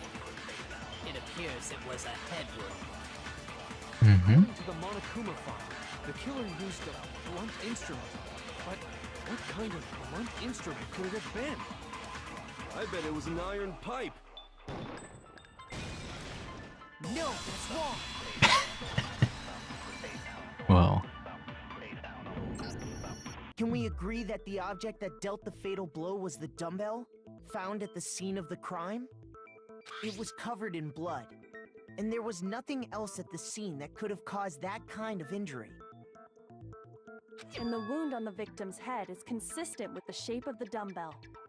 As far as I'm concerned, there's no mistake and no room for doubt on this one. Nice. You looked at her head wound? Yay! That's so creepy!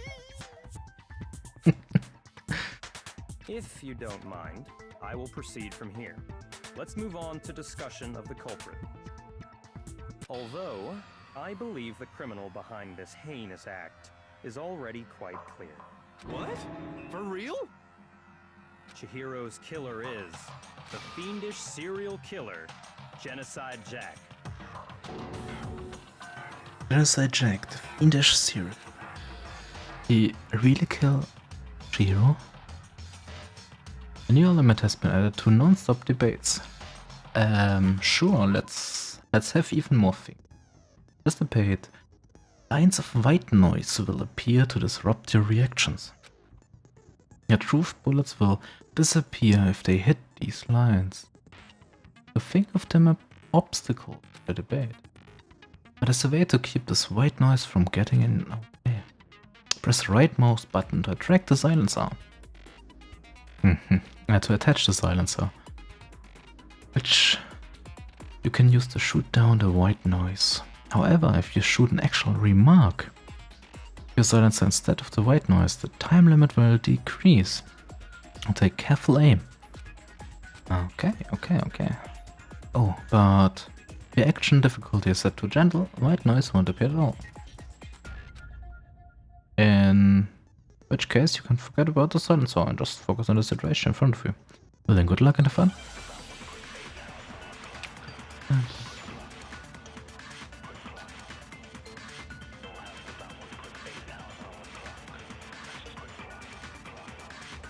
The culprit is Genocide Jack. I'm sure. Case closed, as far as I'm concerned. But that's impossible! Why? What makes it impossible? Well, I mean, come on! There's just no proof for it. No, that's wrong!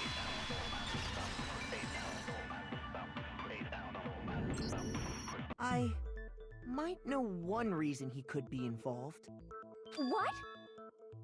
I found this file while I was looking around the archive in the library. I guess it's some kind of confidential file the police put together about the Genocide Jack case. What? That's kind of weird as shit, isn't it? What was something like that doing in the library? The why of it is probably more trouble than it's worth, so let's forget about that for now. More importantly, it outlines all the specifics of every Genocide Jack case in exceeding detail. According to the file, there appear to be two defining characteristics in every Genocide Jack case.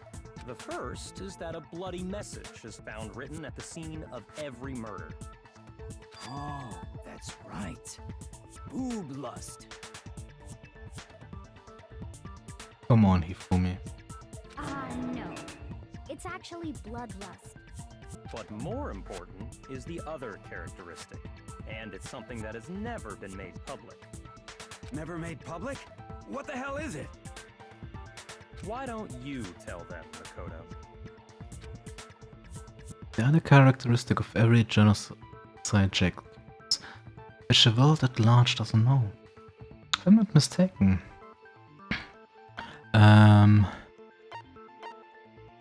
How the victim was positioned. Apparently, in every genocide jack case, the killer suspends the body in a certain way. Other than the killer, the only people who know about this are the higher-ups in the police department. However, Chihiro was most definitely suspended in the same way. So, how did the culprit know about this when only high-level police officials were aware of it? There's only one logical answer, It's because the culprit in this case is the real Genocide Jack. No fucking way! You're saying Genocide Jack is one of us? Yes, in fact, it's Toko. Mm-hmm. What? Genocide Jack's true identity is Toko Fukawa. You lie! What? Hey, okay, wait, hold on a sec. Toko has like bloodophobia or whatever, remember? What kind of serial killer is afraid of blood? Bloodophobia. Oh no. Is Toko Genocide Jack? The answer is yes and no. Another riddle? Man, why's this gotta be so complicated? It's a riddle for sure, but I feel like I understand it. What it means for Genocide Jack to be Toko, but also to not be Toko. The answer is that he's not just one person, but multiple people, right?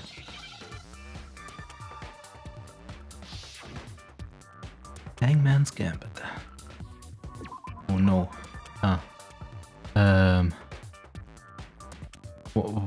What are we looking for?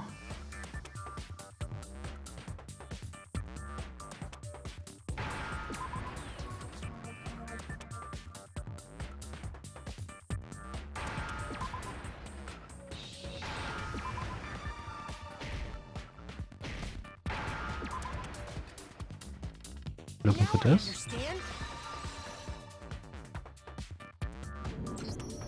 Is it because Genocide Jack has a split personality? Huh? I think I read that somewhere in the file too. They thought that the suspect might have, what did they call it? Dissociative identity disorder. Oh, okay. But still, to go and say that about Miss Fukawa is... Perfectly acceptable. Toko's strange behavior after seeing the body is proof enough that she has a split personality. The one thing that shows Toko to have a split personality is it has to do with the behavior changed. You're talking about how she started acting totally different than usual, right? That's right. Think back. She fainted when she saw Chihiro's corpse, and then, when she woke up...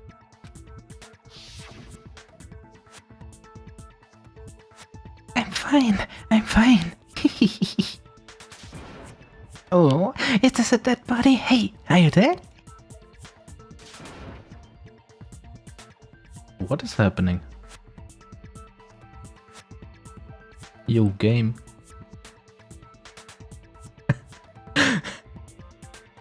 Oh no. Hello, game? Are you still here? Yes, okay. She must have hit really hard when she fainted. The world has a front and a back, a top, ending, and a bottom. The sea of truth and a web of lies. This is quite concerning. I mean, she was completely different. She was acting funny, that's for sure. That melancholy tone of hers completely disappeared. Don't go assigning adjectives to my tone without permission. Not to mention, once she regained consciousness and saw Chihiro's body again, she was utterly calm. In other words, within her is one personality that can't handle blood, and one that obviously can. So when Toko trapped herself in her room, it's because she was scared of Genocide Jack?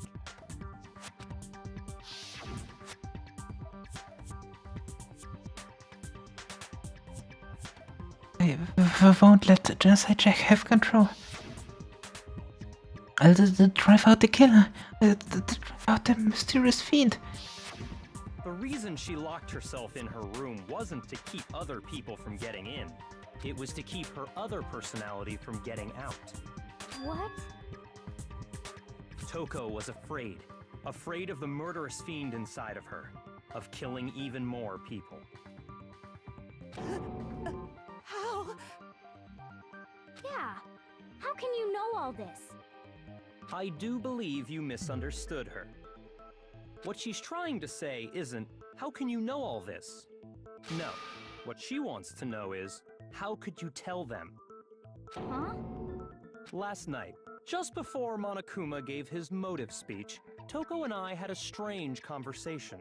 She told me a most interesting story. She said a murderous fiend lived within her, and she was afraid it could appear and attack at any time. And that trepidation is what's caused her to have such a bleak attitude. Isn't that right, Toko? This is all a lie. Right, Toko? You said you wouldn't tell anyone. What? You promised! I can't believe you lied! You have only yourself to blame. You came to me with your tragic little story. I didn't ask you to. This is the real world, not some romantic fantasy fairy tale. Besides, you broke your promise first. You said that as long as you were here, no matter what, you wouldn't let Genocide Jack kill anyone. But in spite of that promise,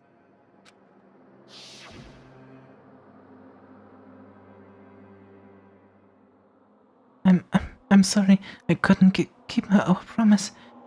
But don't worry, never again. I won't let Genocide Jack have control ever again. You said if I kept my promise, you would go out with me. That's the only reason I promised. how many times do I have to tell you? I never said that, but you weren't able to do it. You just couldn't resist that rush you got from killing, could you? I tried. I swear I tried to control it, But your efforts were useless. What a disappointment. I hate you. Well, the opening act is nearly finished. All that's left is to hear from the person in question directly. The person? You don't mean...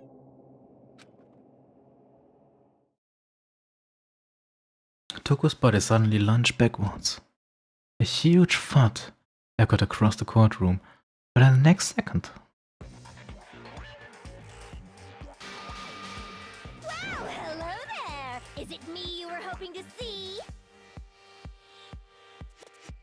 What the heck? So you figured it out, huh? Well, whatever.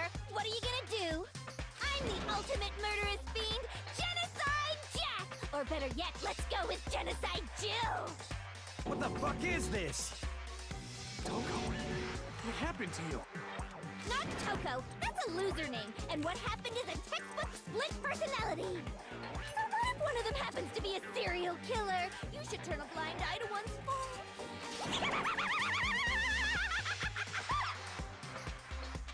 So intense. Like they say, sound in murderous mind, sound in murderous body. This one is so different from the one we've come to know. Yes, well, the world is composed of a front and a back, you know. Just like how every inning has a top and a bottom, or how in the depths of every truth lives a little lie. Behind every dark and gloomy soul lives another that shines as bright as the sun!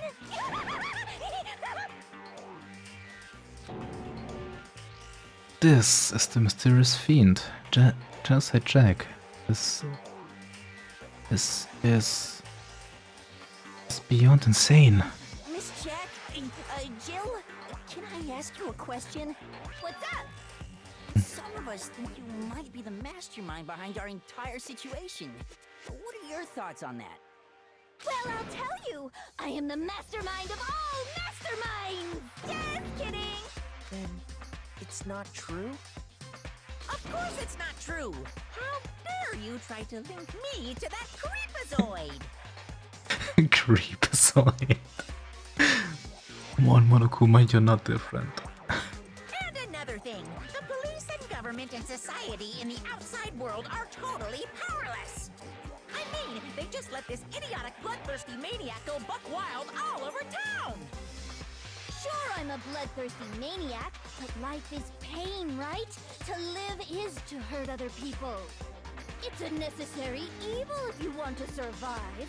The act of living itself causes pain for everyone. Just kidding again!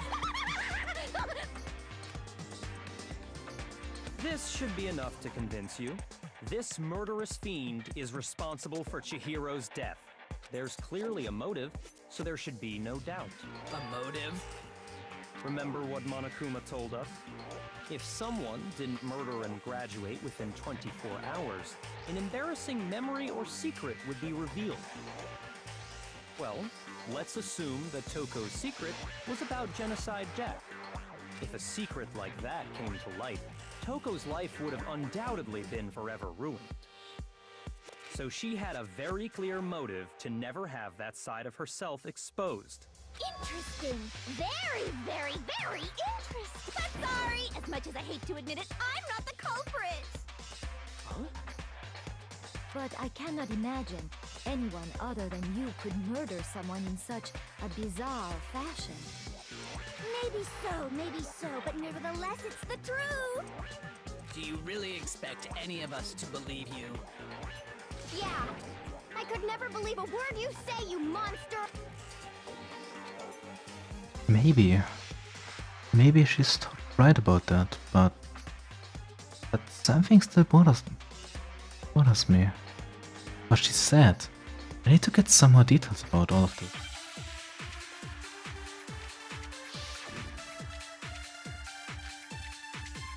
Honest of the dead body. Sorry, but I didn't kill anyone. You say that, but do you really expect any of us to believe it? Perhaps if you had an alibi, that would change things. Oh, an alibi, huh? Now we're talking.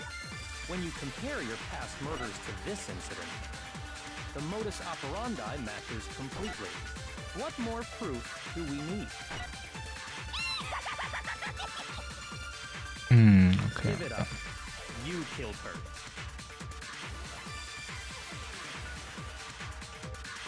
So I have to focus. Yes, I know which one. Sorry, but I didn't kill anyone. You say that, but do you really expect Wait, can we... us to believe it? Perhaps if you had an alibi.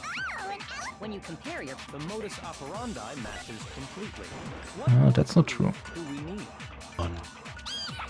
Give it up. You killed her.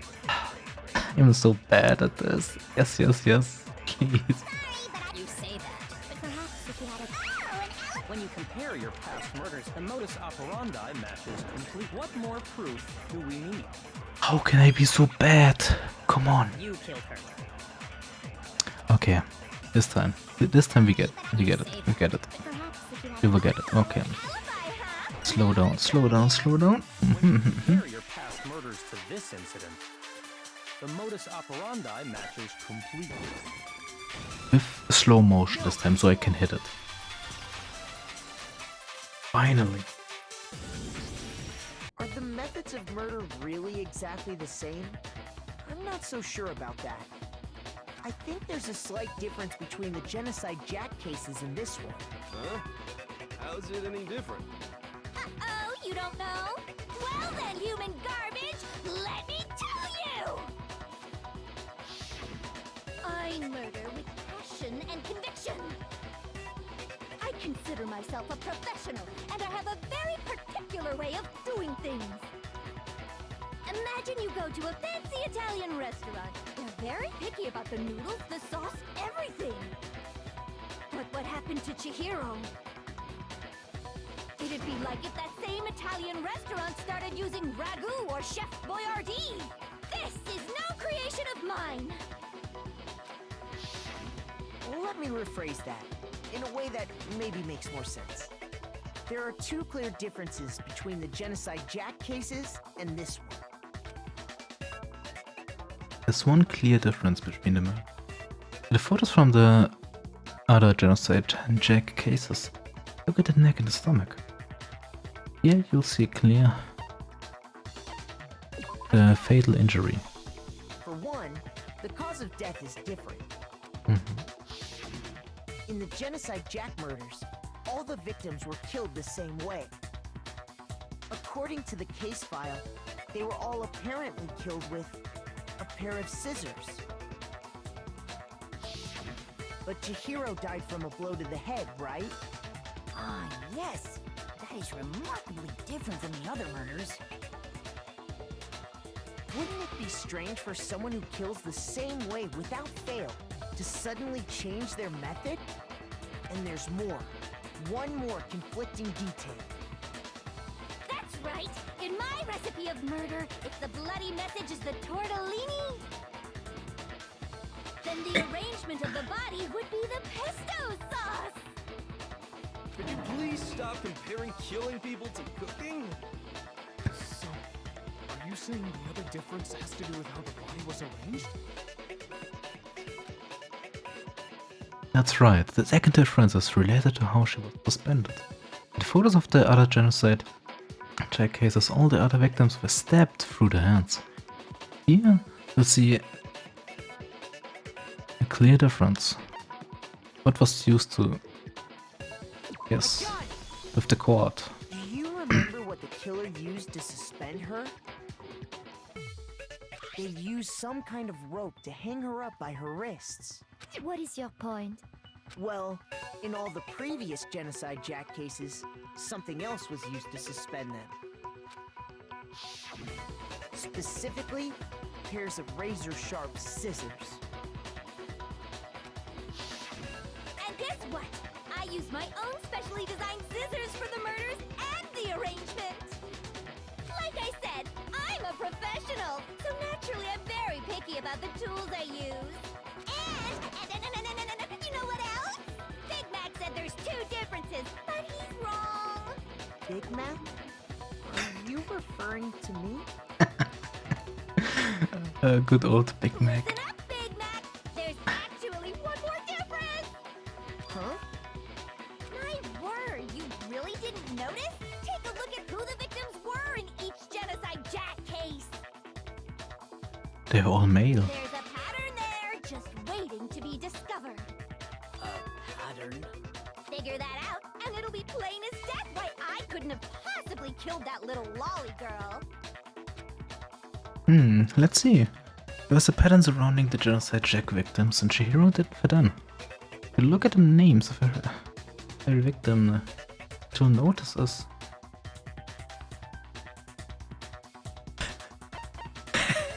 Was her lover? Oh no, that was a girl. Is it because Chihiro was a girl?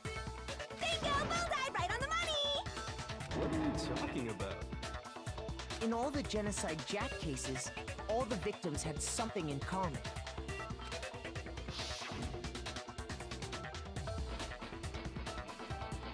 A bunch of names. They were all guys? That's right! The people I kill with such passion and conviction are all adorable little men! I can't believe I said it! I'm so embarrassed! The hell is wrong with you? I can't help it! I'm just a full-throttle boy-on-boy fangirl, and the mopey side of me just hates it. But now I'm on the fast track to becoming a full-fledged man-madam! So since Chihiro was a girl and not an adorable little man, you wouldn't kill her? Would an Italian chef suddenly start making ramen just because they're both noodles? Don't be stupid. I have too much passion and conviction to cross that line. That's the absolute reality of the one and only. We get it. You've clearly explained your hobby and your philosophy.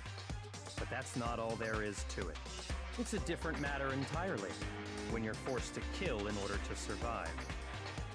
Quiet, lowly cur! Lowly? Cur? I would never kill for a reason as petty as mere survival. And if by some fluke I did kill to survive, why would I bother with the message and arrangement? It'd make me the obvious suspect! That does make some amount of sense. Plus, whatever reason I have for killing, I would never leave out my prized scissors. Who would go out of their way to use a big, stupid, heavy dumbbell? Maybe you used the dumbbell because you couldn't find any scissors in this... Any scissors? Oh. I don't just use any scissors. I only use my own set of high-class envy of the entire world scissors! Okay, whatever. There still aren't any in the school. Are you sure about that?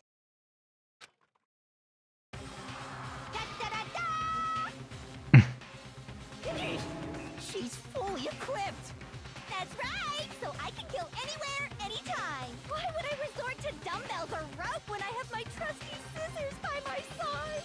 Go ahead, tell me I'm wrong! You can't, can you? Gutter dogs, all of you! Not to mention, I have no clue how to tie a good knot! So rope's totally out of the question anyway! I have no idea what's going on anymore! Could such a heinous villain really be innocent? But the body really was suspended, right? And nobody but the police knew about that. I mean, Byakuya knew about it. Yeah! That's why we figured it had to be the real deal, and not some copycat killer or whatever. Actually, hold on. There is one person. One person who could have copied the cases. Select someone. It was Leon. Here's my answer. Byakuya, it's possible you could have found out, isn't it? You'd have no problem gaining access to classified government documents or internal police records. Plus, you'd already looked through the Genocide Jack file before this all happened, hadn't you? Are you saying Mr. Togami did it? Oh, he does not say anything anymore.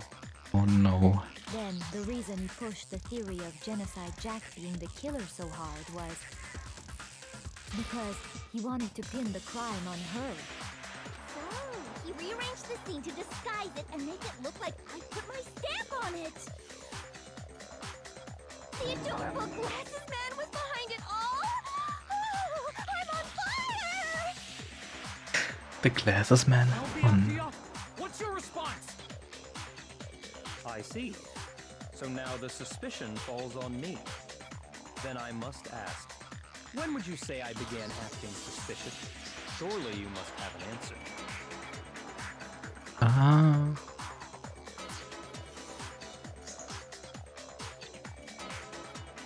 Once he started to be only in the library, I guess, was when he started to be suspicious.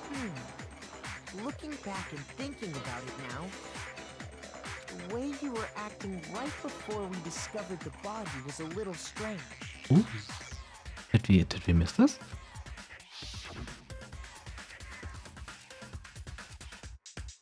And the locker rooms. They're suspicious. Very suspicious. Indeed. Wouldn't you agree? Huh? Suspicious. Seems nobody searched the locker rooms. Let's start with the girls' locker room. You wanted to go to the girls' locker room right away, right? But since you're a guy... I should have naturally thought of the boys' locker room first. Is that what you want to say? The victim was Chihiro, a girl. Hence why I said we should check the girls' locker room. Nothing strange about that, I'd say. On the contrary, there's something very strange. Okay then, what's so strange about it? Go ahead, share with the rest of the class. There was a clear contradiction in what Byakuya just said. I need to make it clear to everyone. Yes, please. Teach me. Next we're going to add the true flashback. You aim at the weak spot and hold down the leftmost button. Then you'll memorize in that weak spot. This memorized phrase can only be shot once as a single truth bullet. If you shoot or change truth bullet, it will disappear from your truth cylinder. However, you can use the flashback feature as many times as you want. If you don't seem to find the answer to a lie or contradiction, you load the truth bullets. Might be wise to memorize a different weak spot and use that to make your case. It's the best time to flashback? Well, you will just have to use your keen wits, won't you? In this case though, I will say that if you don't use flashback, you won't be refuting anything. Well then, good luck and have fun. Let's go. Okuma file.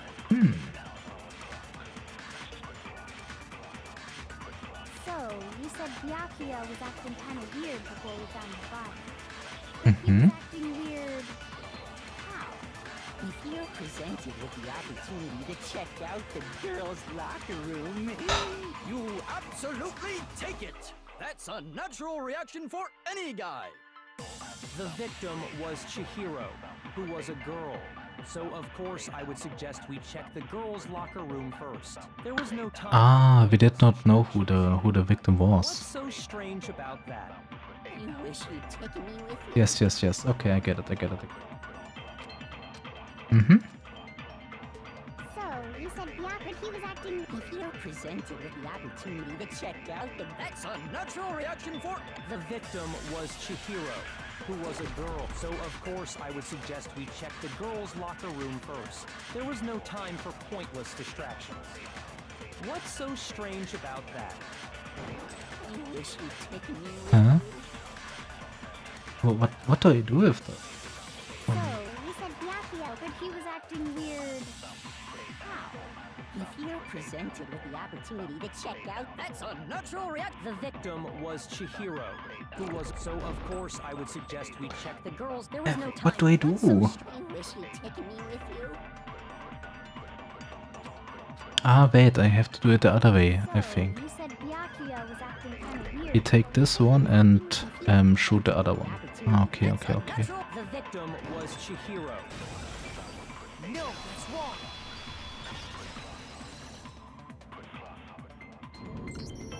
I'll tell you what's so strange about that.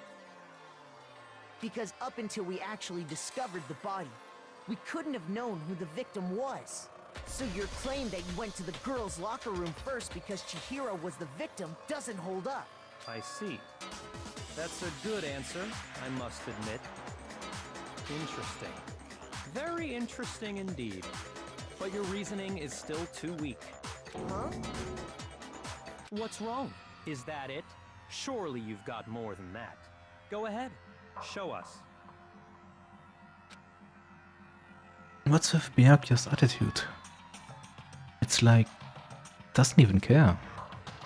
Got him cornered, but he's acting like it was nothing. It has nothing to do. What's the matter? You're not finished already, are you? There must be more to it. There is. I think. There is more to it. Think about it. We just talked about the differences between this case and past Genocide Jack incidents. The proof you're looking for is hidden in there. Oh? Proof that I'm the culprit, you mean? The differences between this case and the other Genocide Jack murders. The evidence that proves Byakuya is responsible It's hidden in there. What could it be? UI will be shortly. I cannot pause, okay. What? The difference between the cases? You want me to explain it again? When I want to kill, I use my very own special scissors. And I use those same scissors to arrange the body. But Chihiro was suspended with... It was some kind of rope. Was it not? Right! It absolutely was! Then there must be something very fishy indeed about that rope. Hey, Byakuya, where'd you get it from, huh? I'd never seen that rope before in my life. No, that's wrong.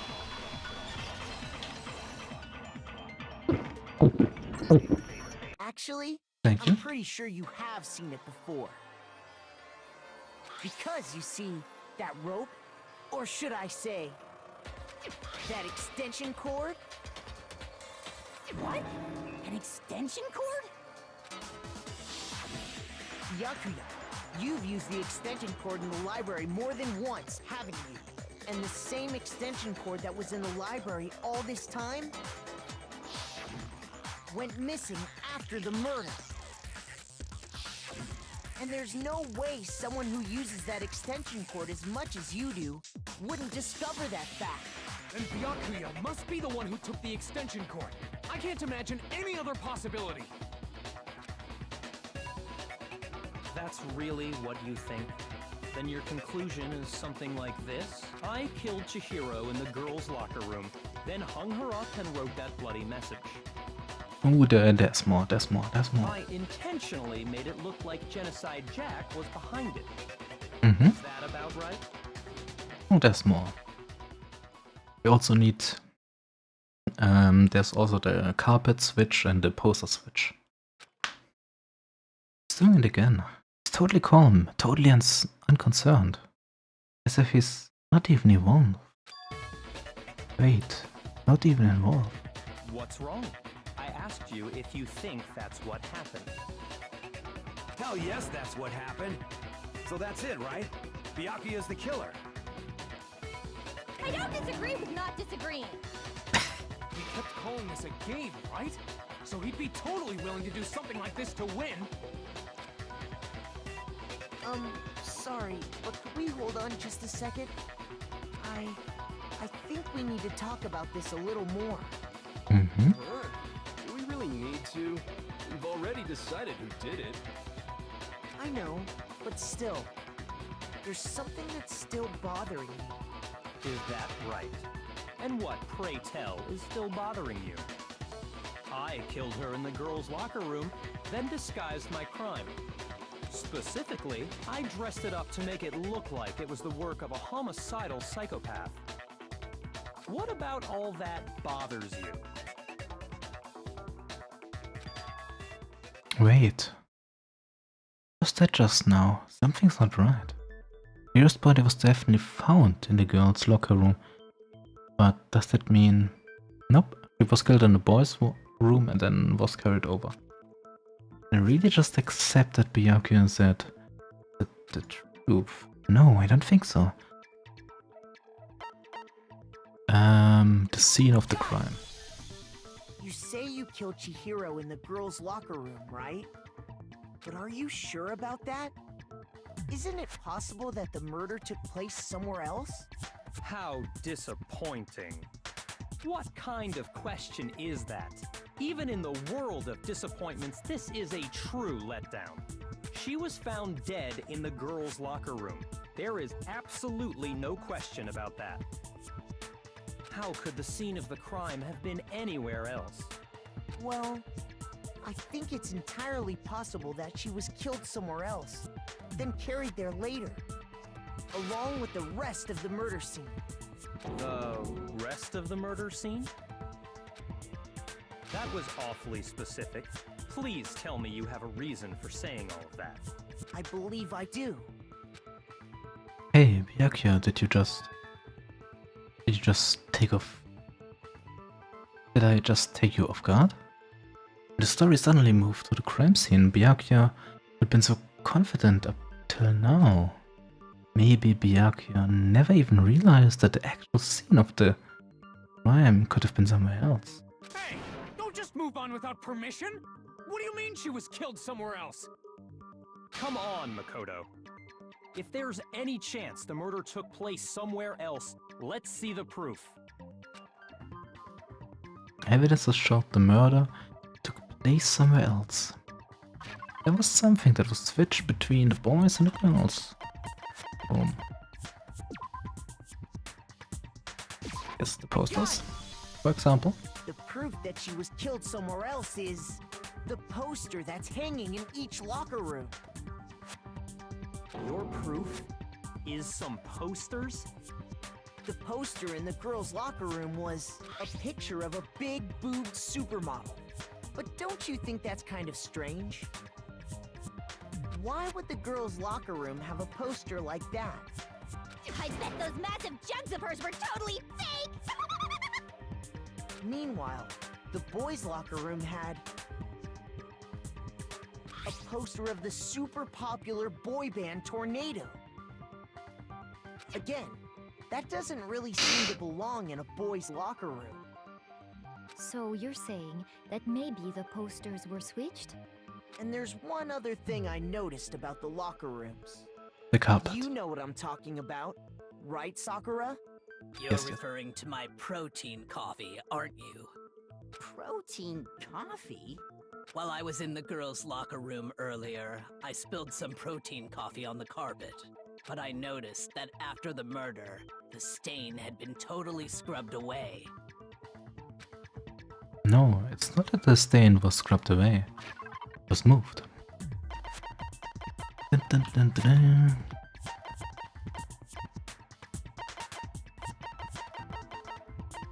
Yeah. I got it! The stain on the girls' locker room carpet wasn't scrubbed away. In fact, I found it on the boys' locker room carpet. That's definitely the stain from my protein coffee. Then, does that mean that the carpets were switched too? But why would anyone do that? To move the murder scene from one locker room to the other. It's certainly plausible, don't you think? What? In other words, in order to completely swap the scene of the crime, the blood-stained poster and carpet were moved along with the dead body. By doing this, the killer was able to change the entire room where the murder took place. I can certainly follow your reasoning, but why would the culprit bother doing that? Huh? Why would they go through all that trouble of switching the scene of the crime? Actually, an even bigger question. If the murder did take place in the boys' locker room, then how did Chihiro get in the boys' locker room in the first place? She hacked Leon's handbook. Ah, okay, now that makes sense. To get into the locker rooms, you have to swipe your e-handbook across the card reader device. But Chihiro's handbook should have only allowed her access to the girls' locker room. She had no way to get into the boys' locker room to begin with. No, she did have a way, and I can tell you what it was. I highly doubt that. Shut up! I'm telling you, I know how she could have done it. Is he right? Could Chihiro really have gotten into the boys' locker room somehow? Yes, yes, yes.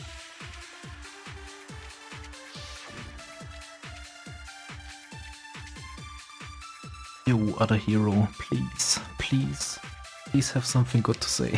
Is it really possible?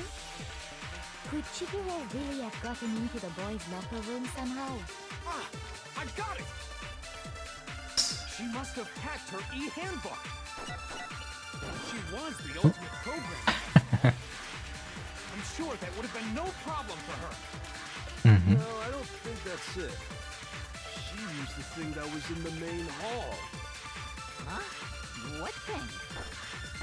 I'm talking about Leon's handbook, of course. If she had that, she could get into the boys' locker room no problem.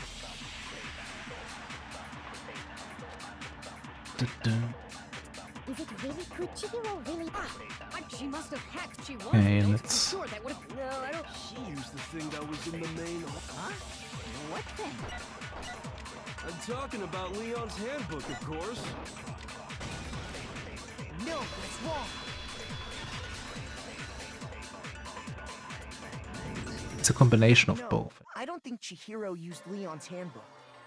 Why not? Because Leon's handbook was broken. Oh. Well, then, yeah, I guess that'd be pretty impossible, huh? I am struck silent by how quickly you gave up. Plus, isn't there a regulation against using someone else's handbook? Actually, the rule states that loaning your handbook is prohibited.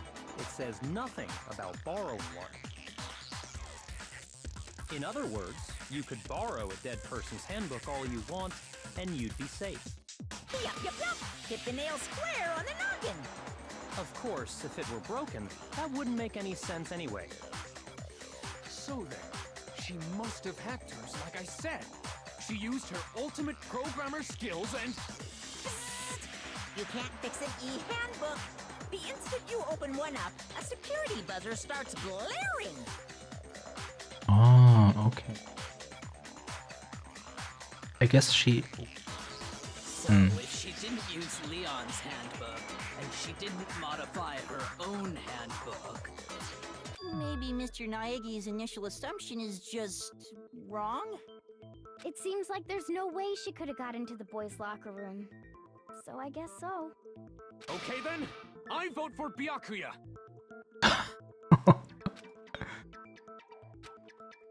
Get it then. Chihiro was killed in the girls' locker room and Byakuya, the one who did it, really. But still, I don't know what else I can do. Hold on a second. Oh. I agree with you, though. I think you're on the right track. What the? You finally decide to open your mouth and that's what you've got to say? There's no way she could get in the boys' locker room, right? So... Why are you so sure she couldn't get in? There's still one other way she could have gained access. What? What are you talking about? What other way is there? Well, to explain that, why don't we take a little break from the trial? I'd like you all to come see something. Wait! Just what do you think you're doing? Don't worry. This'll make the whole trial more exciting. I'm sure that thought must please you. Huh? It'll make things more exciting? Well, alright then. I declare an official class trial recess! For real? Oh no. Now then, what is it you want to show us? It better not be boring or I'll be very unhappy! Oh, I have no doubt it'll meet your lofty expectations. So, shall we go?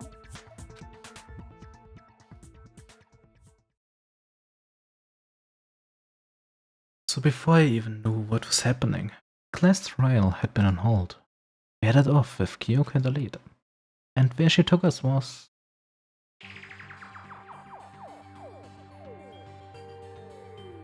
The girls' locker room?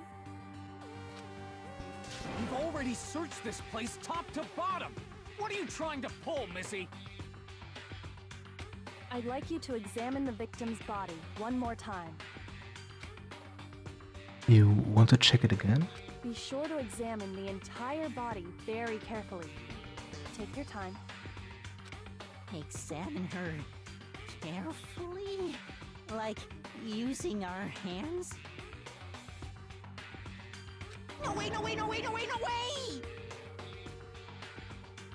It's probably best if I don't run my hands all over a girl's dead body.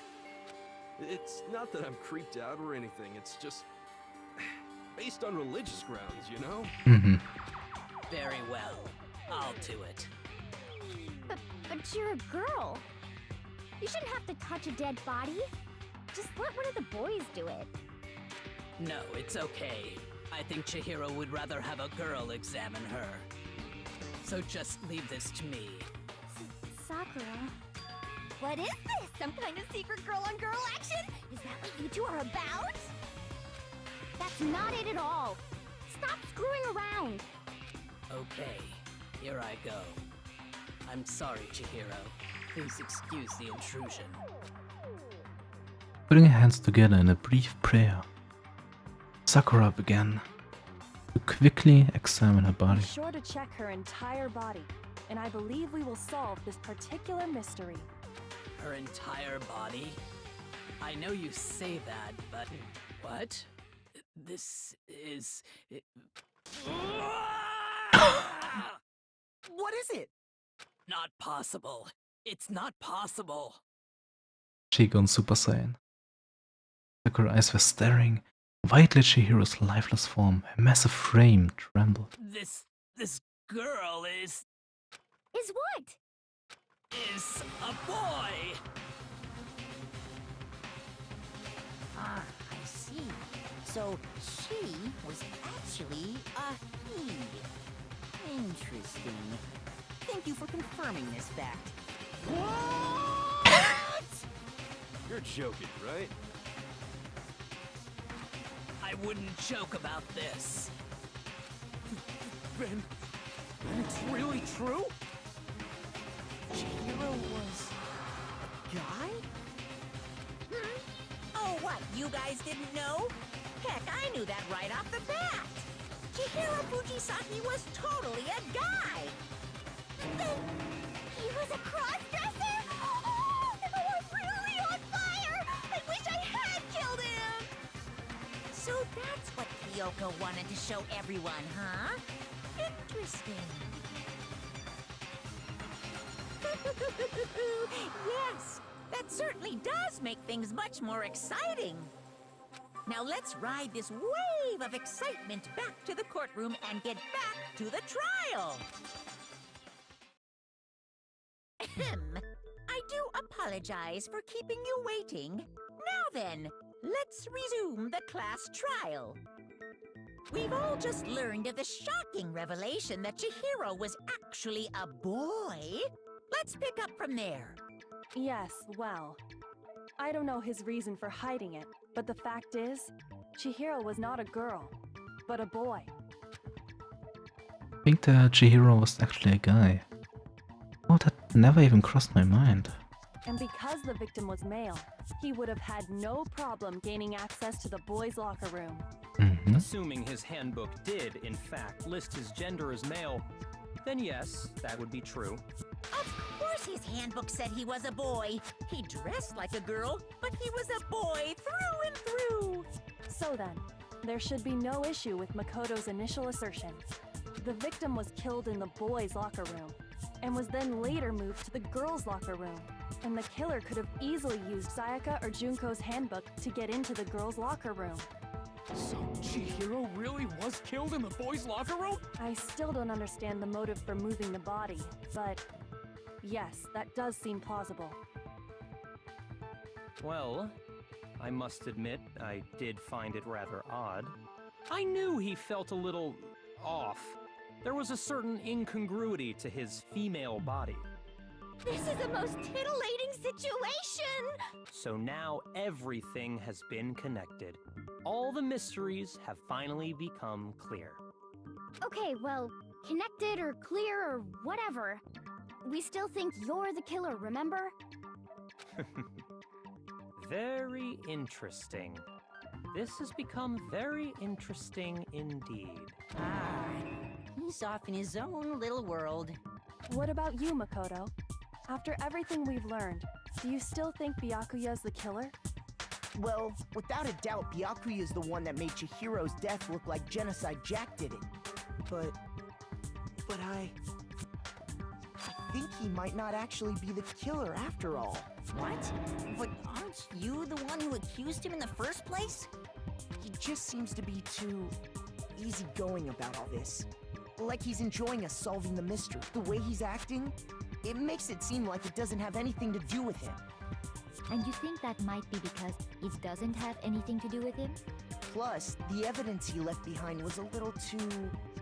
how can I put it? Overt.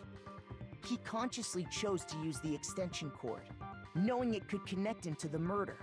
At least, that's how I see it. And Byakuya, when you found out the murder took place in the boys' locker room, it seemed to rattle you.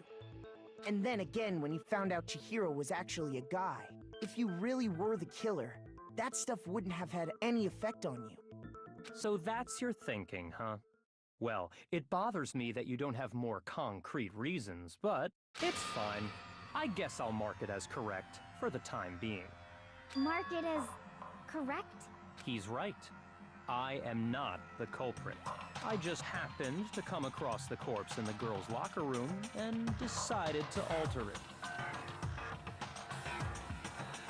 Are you fucking with us right now? No, I am not effing with you right now. I'm telling you the truth. Well, I find it very hard to believe. Go ahead. Find it very hard to believe. You're free to be executed along with the rest of us. If you're really telling the truth, then why? Why do you do that to his body? My reasons hardly matter right now. Uncovering the culprit is much more important, wouldn't you say? Now then, if it wasn't me, who was it? Well, I don't think I can say for sure without talking about it a little more. You're seriously gonna keep going? We're all good, aren't we? I thought it was clear Byakuya did it. Who else could it be? No, I'm with Makoto. If there's any doubt whatsoever, we need to explore every possibility. Because if we're wrong, we all die here. That's true. Very well then. I'm with you too. The other two people I think are using the locker room a lot are Mondo and Taka. Do you believe that Taka killed Chihiro? I don't think so. Damn straight. Count me in. Do you not have a mind of your own? Of course I do. What am I, an ant or something? Anyway, let's discuss this all as a group one more time. We still have to make our decision. That's very true. Our lives are all on the line. Excellent. Then shall we resume our game of hide and seek? But if Byakuya didn't do it, then who's the real killer? Who murdered Chihiro? There's one thing we can be sure that we know about the killer. He was able to gain access to the real murder scene, which means the killer is a guy. I got it. Since the crime scene was the boys' locker room, you would need a boys' handbook to get in. Since Leon's handbook is apparently broken, the killer would have had to use their own. In other words, it had to be a guy. But it's still not enough. I need to find Mukla.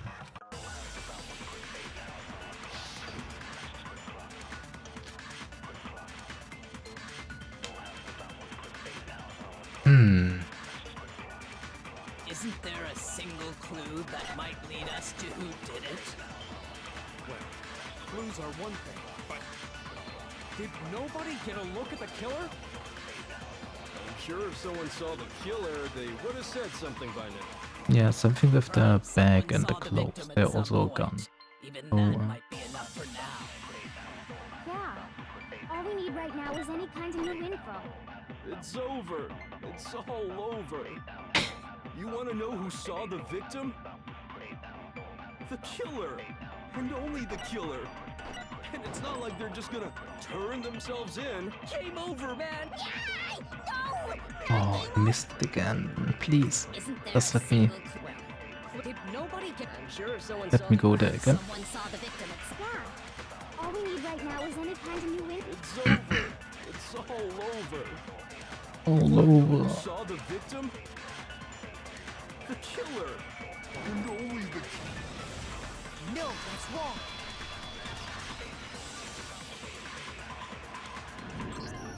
I believe someone else did see the victim before he was murdered. What do you think, Celeste?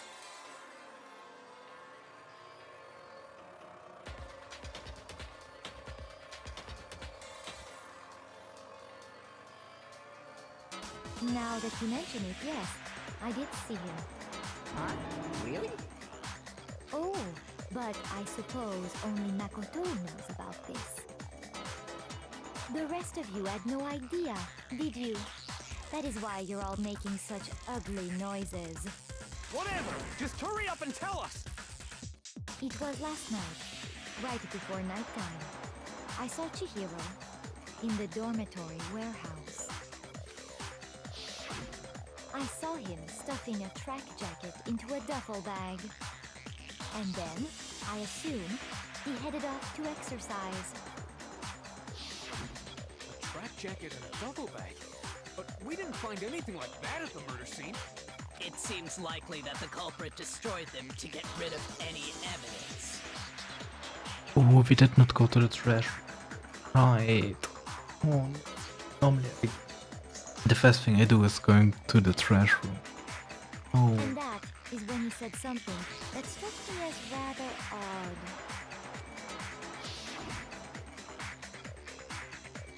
Well, I'd better get going. I'm kind of in a hurry. Chihiro told me he was in a hurry. But why would he be in a hurry? Only if someone were waiting for him, I should think. Oh.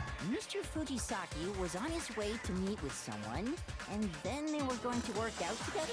But Hina and I had invited him to exercise with us plenty of times, and he always declined. Probably because he was afraid you'd find out the secret he was hiding, right? Which means that conversely, he must have trusted whoever he was meeting with very much. Enough so that he was willing to risk his secret being revealed. What a marvelous friendship!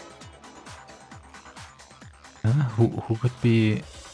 The point is, whoever he met up with is the culprit, right? So we just gotta figure out who it was. Who could be a friend to Chihiro? Who else is there? Hifumi most likely not. I don't think he will work out. Makoto? Nope. I guess Taka or Mondo. Is there someone I'm missing? I don't think so. I think there are only 5 guys. Knowing what we know, I can't even guess. No, you already have what you need to make the connection. Huh? You know who the killer is. Do we? Wait. Seriously? Who is it? Who's the killer? Think back to the track jacket and duffel bag the killer disposed of. Focus on the details of these items, and it should become obvious who was waiting for him.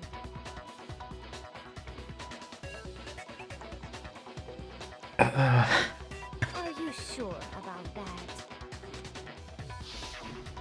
You really think we can figure out who did it based on 2 pieces of evidence that we don't have? What? You want to track down some fingerprints or something? Even if we had the equipment for that, we wouldn't know how to use it. As was noted, the evidence is already gone. There's nothing to get fingerprints from. Maybe, but we can make certain inferences if we just take the time to talk it out. Easy for you to say. But fine. Celeste, did you notice anything special about the bag or jacket? The bag was just a normal duffel bag from the warehouse. All the bags in there are the same, so I can't imagine what would make that one special. Well, if I remember right, there was a decent variety of tracksuits to choose from.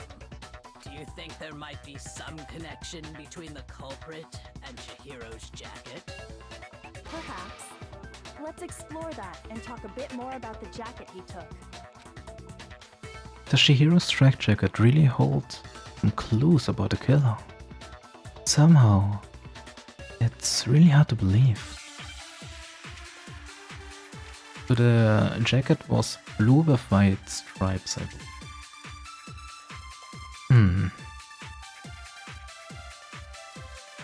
First of all, we know where Chihiro was headed. Mm-hmm. He was on his That's way true. to go exercise. Mm-hmm. So next we have to ask, why did he choose the specific tracksuit that he did? What do you mean, the specific tracksuit? I got it! He picked that tracksuit tracksuit because it matched the one the culprit was wearing. So, what you're saying is, the killer was wearing the same blue tracksuit as him? My tracksuit is black. I don't even have a tracksuit. This exercising sucks. I have a white tracksuit personally. Mm-hmm. I got it from the warehouse, if you must know. Did any of that really help us get any closer to figuring out who the culprit is?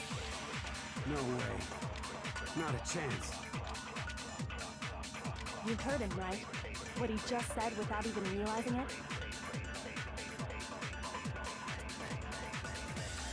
That's right. He said just now video. He knows something like that. First of all, Ah, we know where Chihiro was headed. we never mentioned it was blue. Exercise. Right. Why did he choose the specific tracksuit that he did? What do you mean, the specific tracksuit? I got it! He picked that. It matched the one the culprit was wearing. So, what you're saying is, the killer was wearing the same blue tracksuit as him? My tracksuit is black.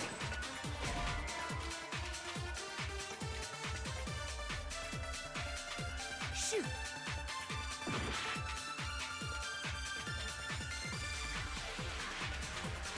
First of all, we know where Chihiro was headed. Wait. On his way to go exercise. So next we have to ask, why did he choose the specific tracksuit that he did? What do you mean, the specific tracksuit? I got it! He picked that tracksuit because it matched the one the culprit was wearing. So, what you're saying is, the killer was wearing the same blue tracksuit as him? My tracksuit is black. I don't even have a tracksuit. Oh wait, no. I have a white track. I got it from the warehouse. Did any of that really help us? No way. Not a chance. You heard him, right? First of all, we know where Chihiro was headed. He was on his way to go exercise. Mm-hmm, exercise. What if we shoot the blue tracksuit? I don't think we have mentioned it yet. So, what you're saying is, the killer was wearing the same blue tracksuit as... Yes, okay. That's what I kind of want to do. Sometimes it's really difficult to do exactly what you What want. did you just say? Huh? What'd I say? When Celeste testified a few minutes ago, she said... I saw him stuffing a track jacket into a duffel bag. Then I assume he headed off to exercise. She never said anything about the jacket's color. Mm-hmm. So why did you say Chihiro's blue tracksuit? What are you? You just... Hey, Oh. Celeste, what color was Chihiro's tracksuit? As a matter of fact, it was blue. And before we began the trial, did you tell anyone that? The only one I told about any of this was you. Then, Mondo, how did you know what color Chihiro's tracksuit was? Because I just... I'm sure he saw the clothes at some point in the investigation. No, that can't be it. The bag and clothes were surely disposed of by the time we began our investigation.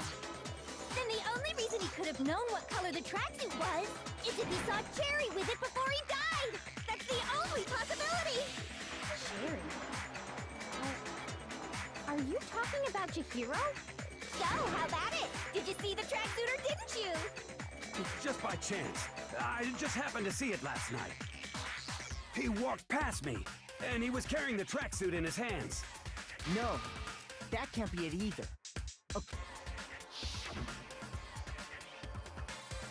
She stuffed a jacket into her bag in a hurry. It was almost like she was trying to hide it. And just like that, he was gone. When Celeste noticed it, Chihiro made a point of making sure the jacket was completely in the bag. If you just ran into him briefly, you couldn't possibly have seen what color the tracksuit was.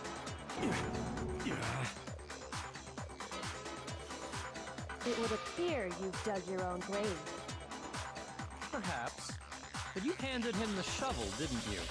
That's why you said what you did. Focus on the tracksuit and it'll be obvious who he met with? What a bunch of nonsense. Ah, now I understand. It was all one big bluff, wasn't it? Your true intention was to draw a slip of the tongue from the culprit. That's why you said you knew he did it, to put them on edge. That's right. However, Mondo was my target all along. I had my suspicions about him from the very beginning. Why? Why? What made you so suspicious? That's a good question.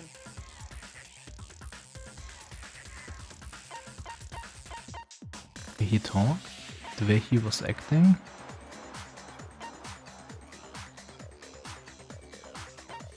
No clue. That he...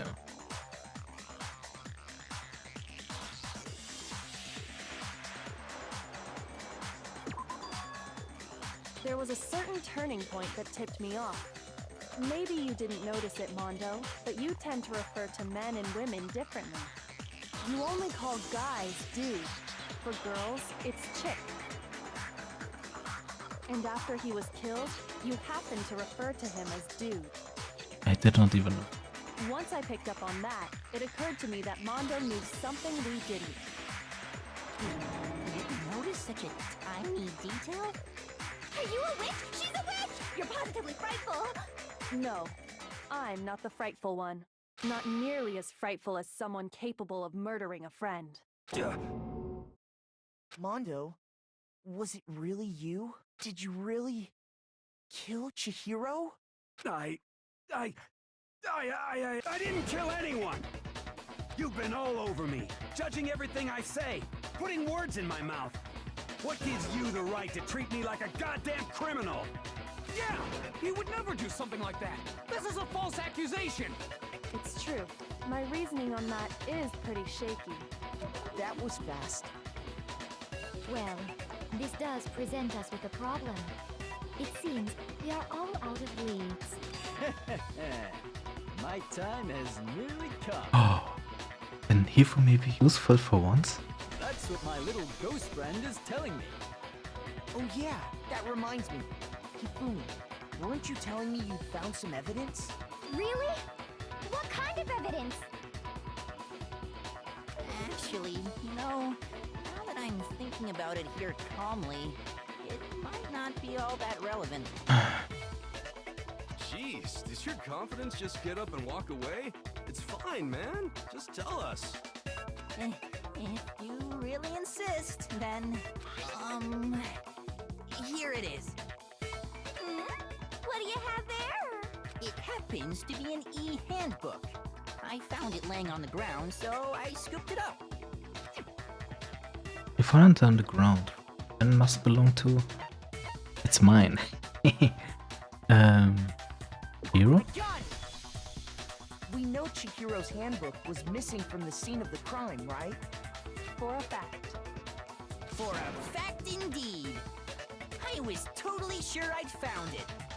Then it must hold some clue about the culprit, right? Well, that's what I was hoping. But it's busted. It won't even turn on. I imagine the culprit broke it to get rid of any evidence after the murder. That's odd. I didn't think the handbooks were quite so fragile. You're right. They're not.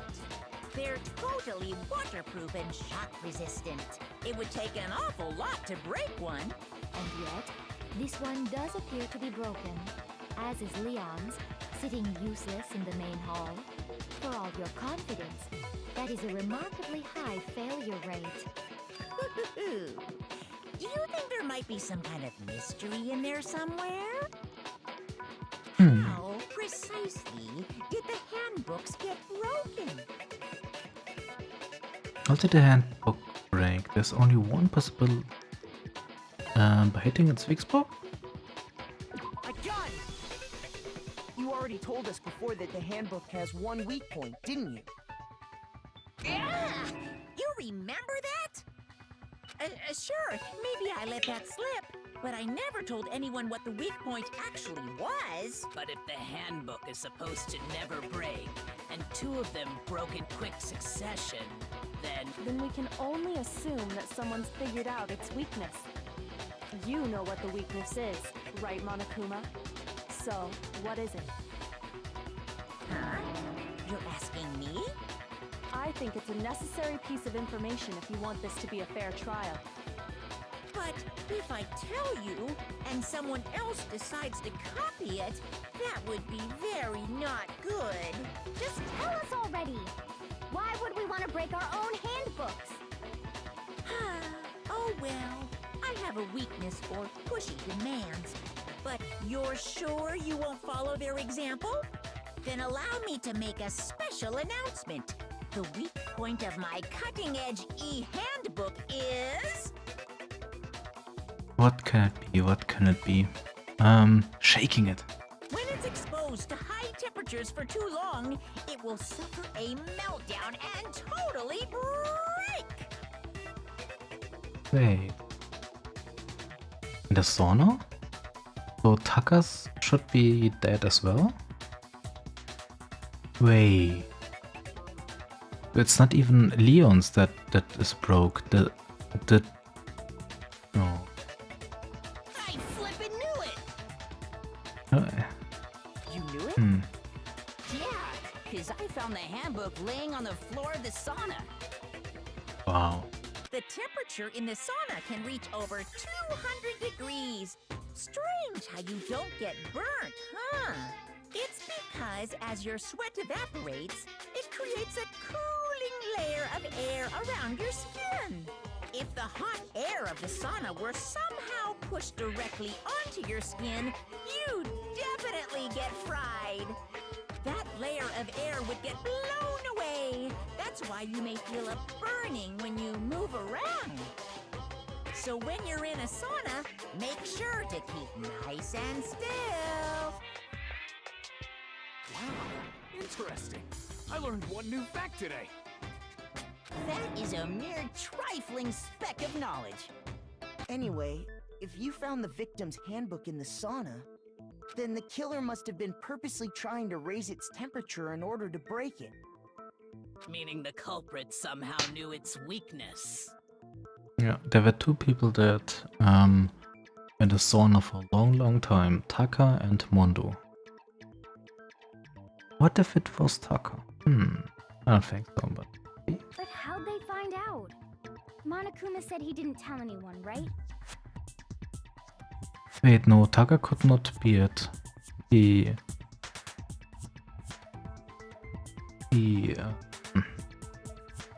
stripped naked for the challenge. Indeed. Quite the mystery. What if they found out by accident?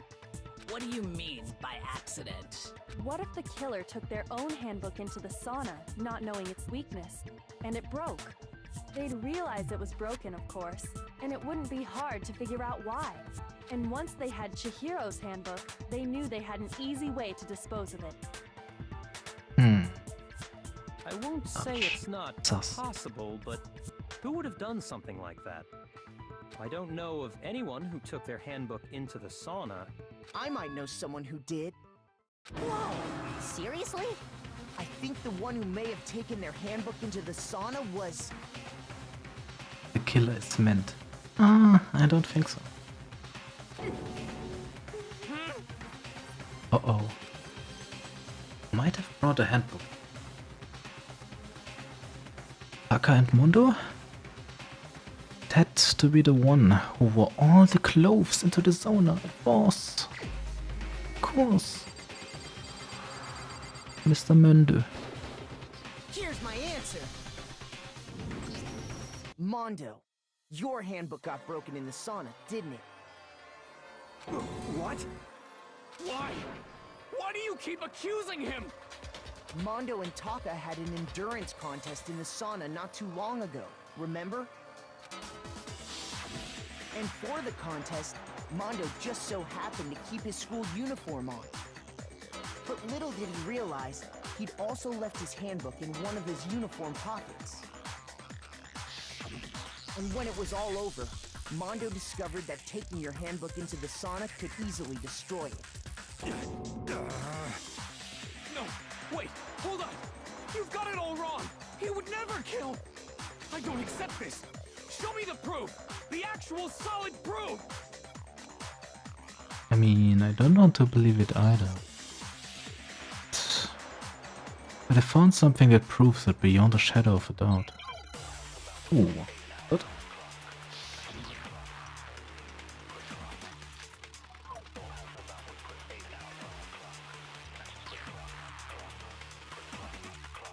Let's test Makoto's assertion. If what he says is correct, then Mondo, you broke your own handbook. In other words, if Mondo's handbook is actually broken, then that proves that what Makoto said is right. Well, my goddamn handbook works just fine. See? Look!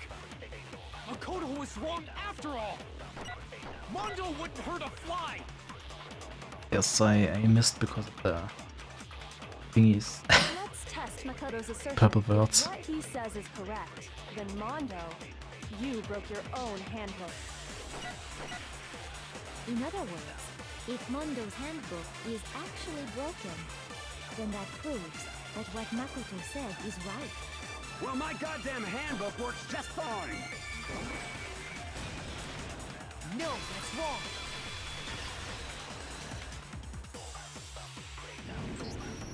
Mondo, the handbook you have right now, is it really yours? I think it's Leon's. What the fuck is that supposed to mean? The broken handbook that was in the main hall. Isn't that one actually yours? What the heck are you talking about? What I mean is, I think Mondo swapped his handbook out for one that actually works. I think he took Leon's handbook and replaced it with his own. After all, Monokuma said himself that Leon's handbook never should have broken. That's right! The punishment it suffered wasn't nearly enough to destroy it. So then, the broken handbook in the main hall is actually Mondo's, which would mean that the handbook Mondo has right now is actually Leon's, yes? But doesn't that violate the school regulation that says loaning out your handbook is prohibited? This again. Well, here's how I look at it. There is a rule about loaning your handbook to another student, but if they're dead, they're not a student.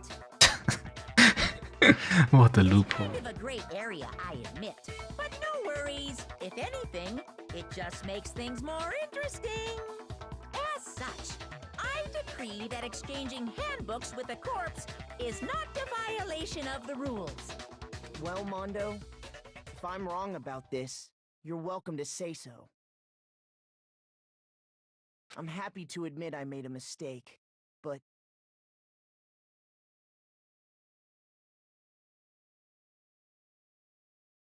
Son of a bitch.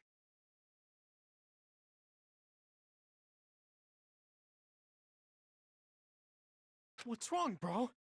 Come on! Tell him he's wrong! You are wrong! You have to be wrong! Everything you just said is wrong! You made it all up! Okay, then why don't we look back on this case one more time, from the beginning? That way, everything will become clear, and we'll all see if I was right or wrong. Climate. Okay, so Chihiro was in the warehouse. Oh. Hey.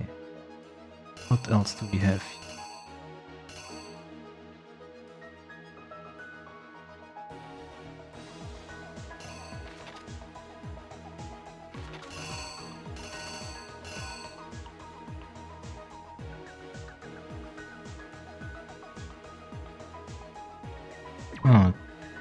This one?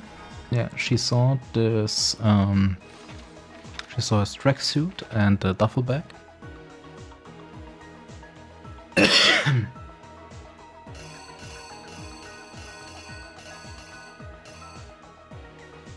Then went into the boys' room.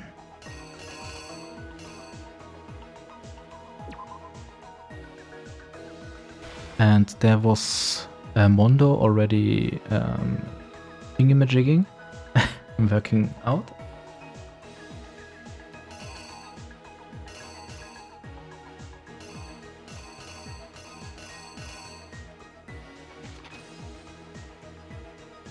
Okay.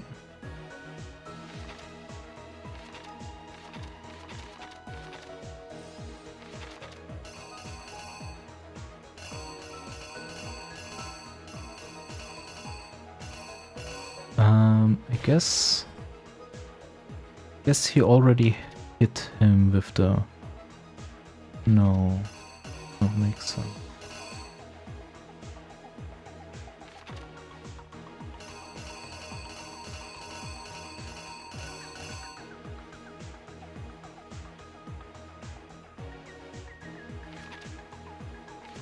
Okay, let's see what else we have here. He changed the rooms, I guess.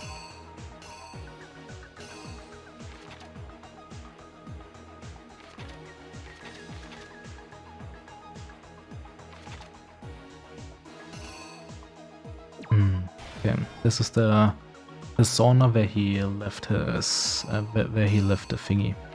The handbook. Oh, this is a bit more complicated.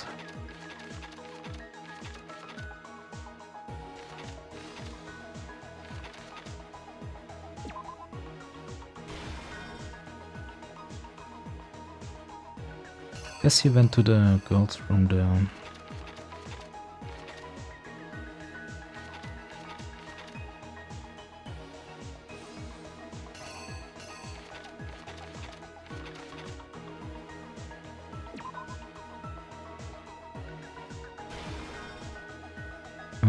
Use the carpet and the poster.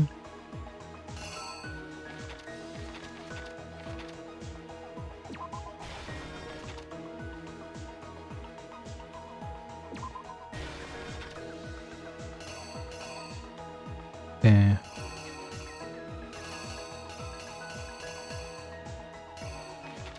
Byakuya found it out with the cord and made some very strange arrangements. Okay.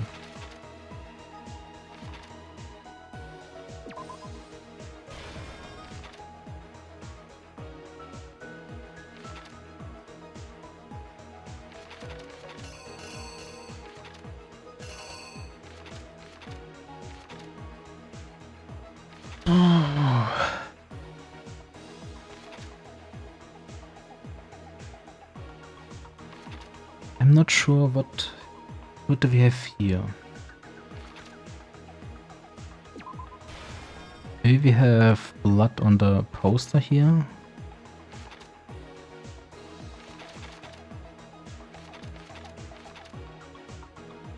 Okay, so Chihiro comes in. He's working out. And then, what are we doing? Opening? No, does not make sense.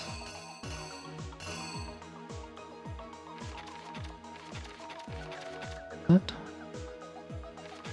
I mean, we can try and see how far we can go. Let's take a look back to before the incident. Last night, Celeste saw Chihiro in the warehouse, correct? At the time, she was apparently stuffing something into a duffel bag.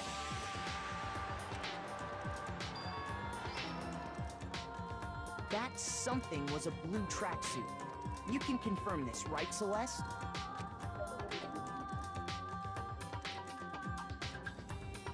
With bag in hand, Chihiro headed out, even though it was officially nighttime. She made her way to the locker room, specifically the boys' locker room. But how could the victim, who was apparently a girl, access the boys' locker room?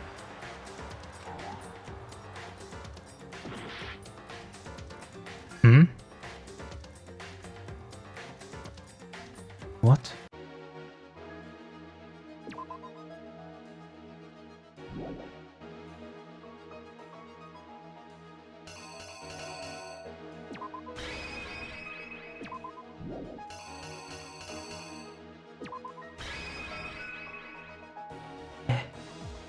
understand it.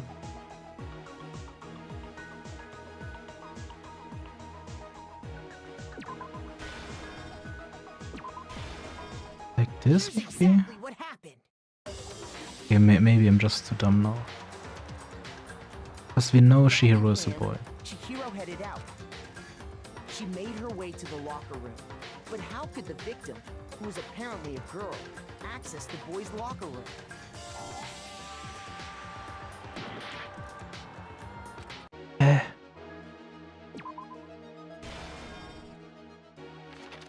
What?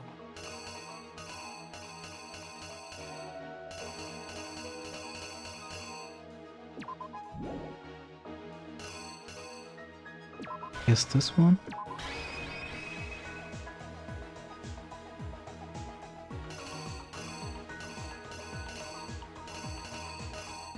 Maybe just take them? People like this?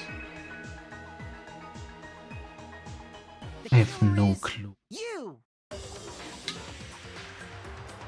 With bag in hand, Chihiro... She made her way to the locker room. But how could the victim... What do you mean? Oh.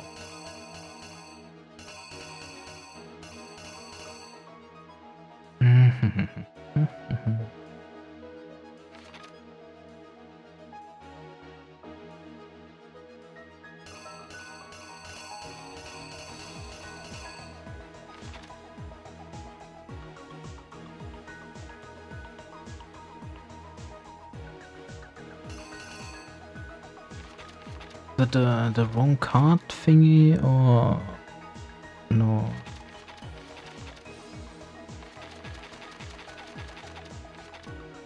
So we are going, but this is wrong. This is wrong.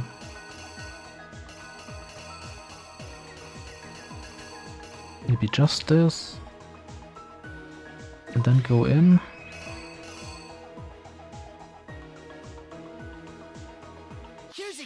What happened?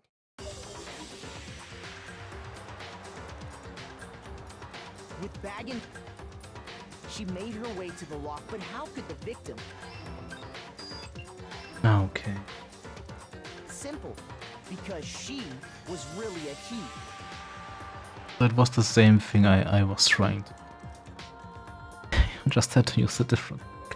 Which is why he was able to use his own I lost 3 lives. Entrance to the boys' locker room. Once inside, he met with someone there.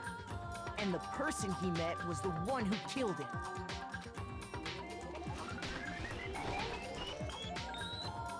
him. Oh no, only 1 life missing. Remaining.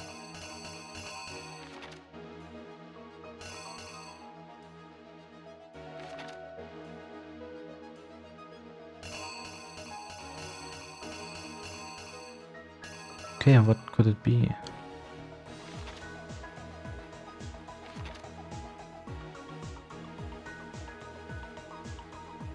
I mean, we can see the dumbbell over here, so maybe not.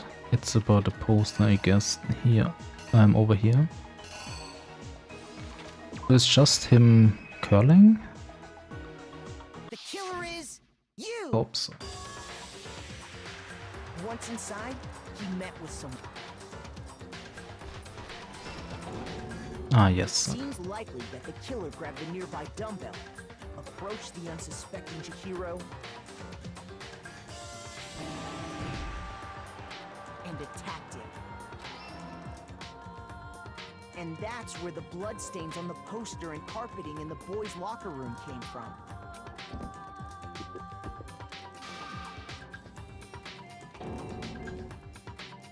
It was likely in the heat of the moment. The body was arranged, but the murder itself felt unplanned.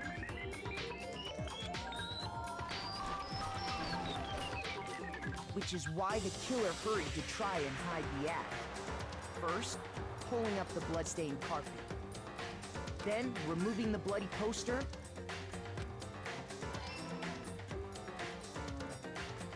And finally carrying the corpse into the girls' locker room. A girl's handbook was necessary to get into the locker room, of course.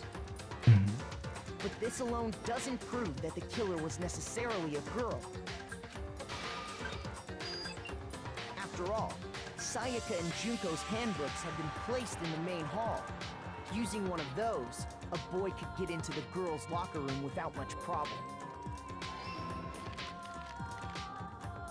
And that's exactly how the killer did it. With the carpet and the poster they brought with them, they got to work. They changed the layout of the boys' and girls' locker room in what you might call a crime scene switch. That could have been the end of things, but no. Byakuya discovered the body and decided to intervene in the situation, making things even more complicated. So, after stumbling on the crime scene, he went and grabbed the extension cord from the library, and then he got to work. He used the cord to string up Chihiro's lifeless body.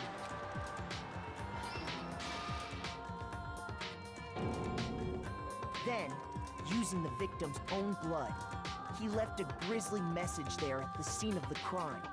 He wanted to create the illusion that Genocide Jack was responsible for the slaughter. And around the same time that Byakuya was putting together this facade, the killer, having already disposed of Chihiro's bag and other belongings, arrived at the sauna. There, they planned to destroy the last piece of evidence, Chihiro's handbook.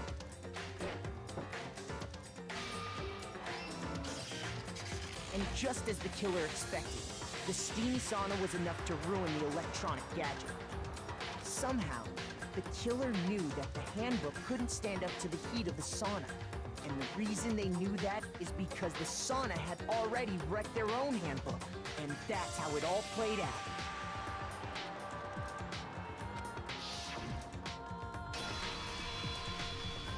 Isn't that right, Mondo Owada?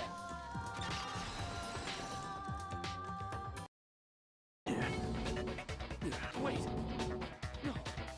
This can't be right! Where's your evidence? Yeah! Where's your evidence? You need evidence! You need proof! Without any proof, you can't pin any of this on him! Evidence that Mondo is the killer. It already revealed itself earlier in the trial. If I can somehow show where Mondo's handbook is right now. Once I do that, everything will become clear. Ooh, another element, let's go! Fever time, and during a bullet time, if you press the space key, Fever time will activate and the tempo will be forced to its max. At this point, even if you push the buttons at random, you won't miss.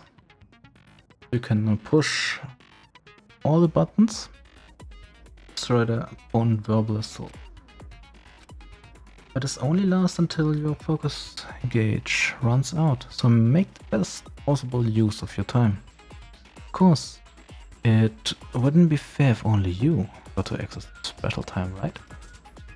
So we've also prepared something called that your opponent can use. If your opponent activates it,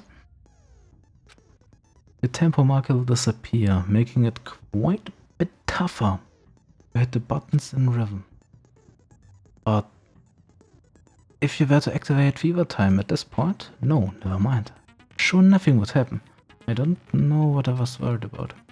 Unsurprisingly, if your action difficulty is set to gentle, blah blah blah blah. Yes. Let's go, Mondo. No. Ah, we are against Taka now. Show me some evidence! You're wrong! I won't listen! I refute you! False! Show me some evidence! I won't listen! False! I refuse to vote. Show me some evidence. You're wrong. I won't listen. I refute you. False. Okay, wer hat das?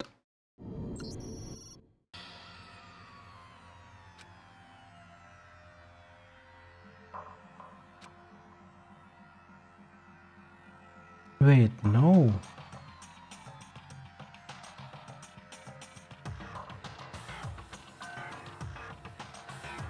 You have to restart the whole thing? Oh, I hope not.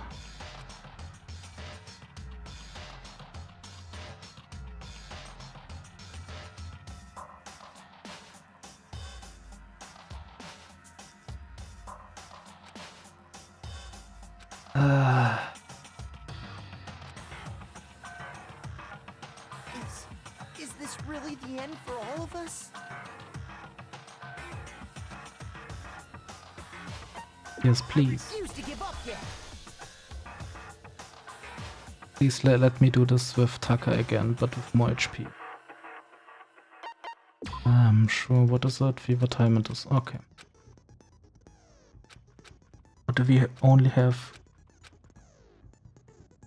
Added rhythm. Yes, please. Yeah. The moment of truth. Okay, we have more HP now. You're wrong. I won't listen. I refute you. False. Show me some evidence. I won't listen. False.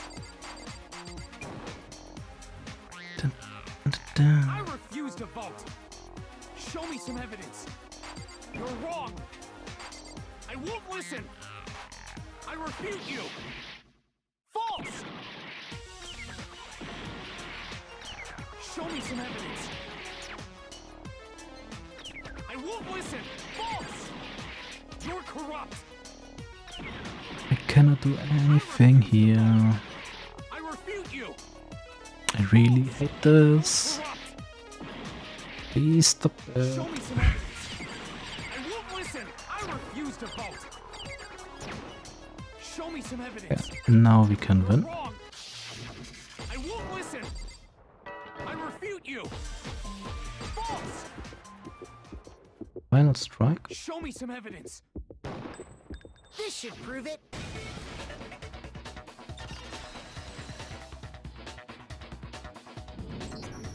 If my thinking so far is right, Mondo must have replaced his broken handbook with Leon's. In which case, we can just check each of our handbooks right now. Once we do that, we'll... We don't gotta do that. Huh? Yeah, I did it. I killed him. Why?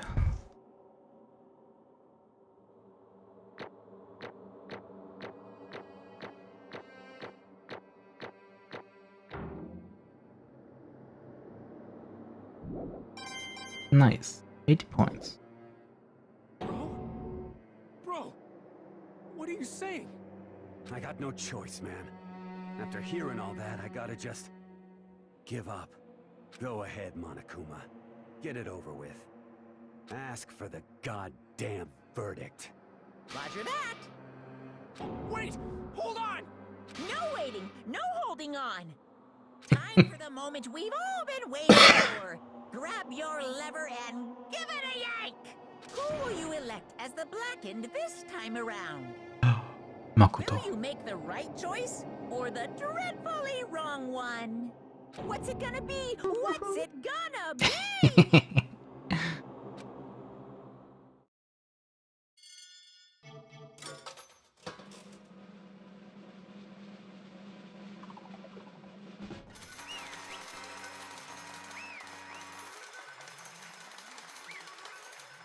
Yeah.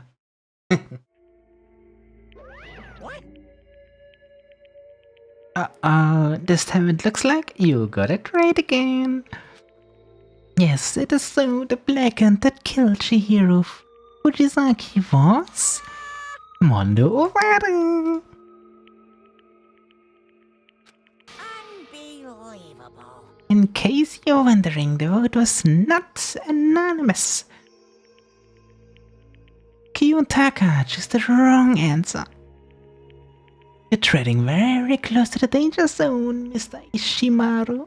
You need to be more careful. I refuse to believe it. There's no way. No way he would kill someone. Sorry. What is this? Why are you apologizing? Why? Why did you do it? I wonder why. Well, it looks like Monda's taking a vow of silence. Allow me to explain on his behalf. Actually, The story of the murder this time is the sad story of two men. Oh, but for anyone who doesn't really want to hear it, you get it. Ah, okay. I think we want to hear it. Anyway, there was once a young boy, and his name was Chihiro Fujisaki. He had an extreme inferior complex regarding his own lack of strength. You're so weak, even though you're a boy. He'd heard things like that as long as he could remember, and he didn't overcome his weakness. On the contrary, he tried to hide and buried himself further and further into his weakness, to take on the fragile form of a petite young girl. He had chosen that as his way out.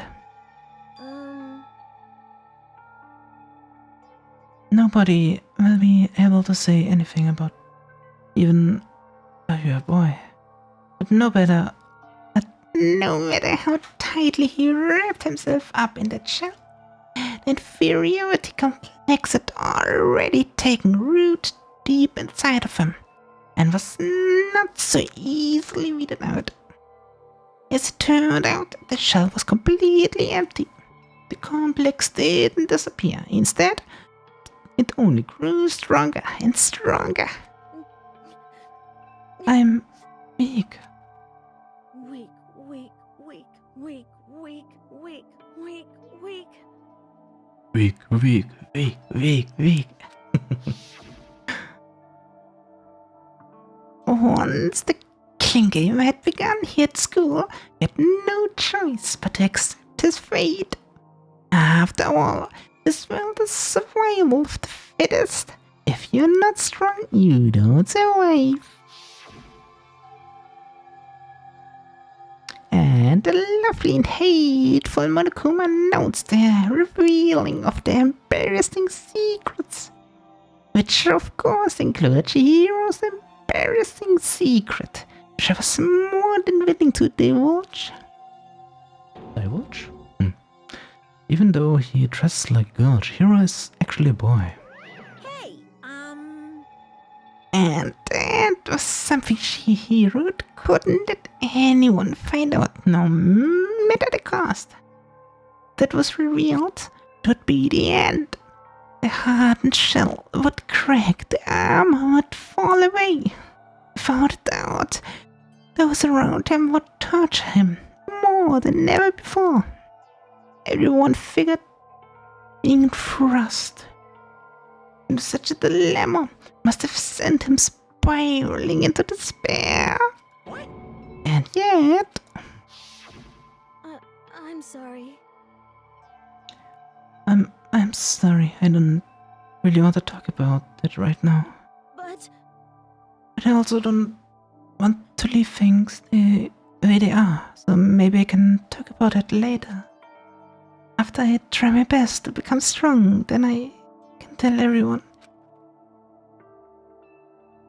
Annoyingly, he used the threat of discovery to motivate himself to become stronger. That's right. Now's my I chance. want to change. I'm going to get stronger and accept who I am. Strong enough that when someone says, even though you're a boy, I'll be okay. I'll get better. With that thought at the front of his mind, he resolved to take immediate action. And so, that day, he made a commitment to begin exercising. He was prepared to restrain his mind and body. But sadly, that would be the first and only chance he would get at it. Hey, When he decided to start exercising, he thought it would be good to ask for someone's help. But he wanted to tell that person his secret first, and then ask him to help him from there. And the person he went to. Yeah, that's right. Yeah, it was me. Yeah, okay, it sure was. The biker gang fella had been painfully clear about how important his manly promises were. Though Chihiro probably figured that even if he can't find it in Mondo, his honor would make him keep the secret. Plus, Mr. Macho Mondo was the very symbol of a strong man that Chihiro had always aspired to. Maybe talking to Mondo about it will help give me some courage.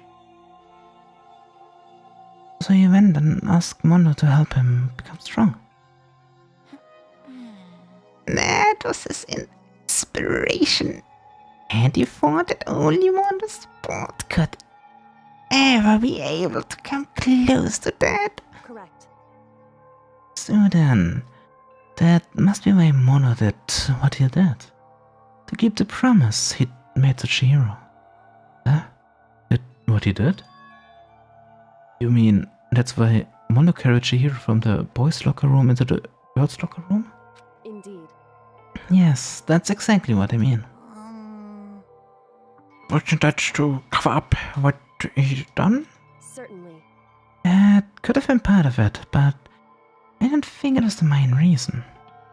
The real purpose was to keep the promise between men he'd made to Chihiro. But how does moving the money keep a secret? Because everyone knew he'd been killed in the boys' locker room. Then everyone would have been arguing about how she got into the boys' locker room, right?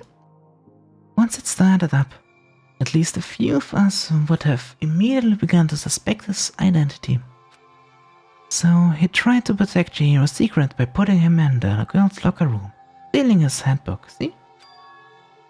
Then Mono did all that to keep the promise he'd made to Chihiro, who he'd also killed. Oh.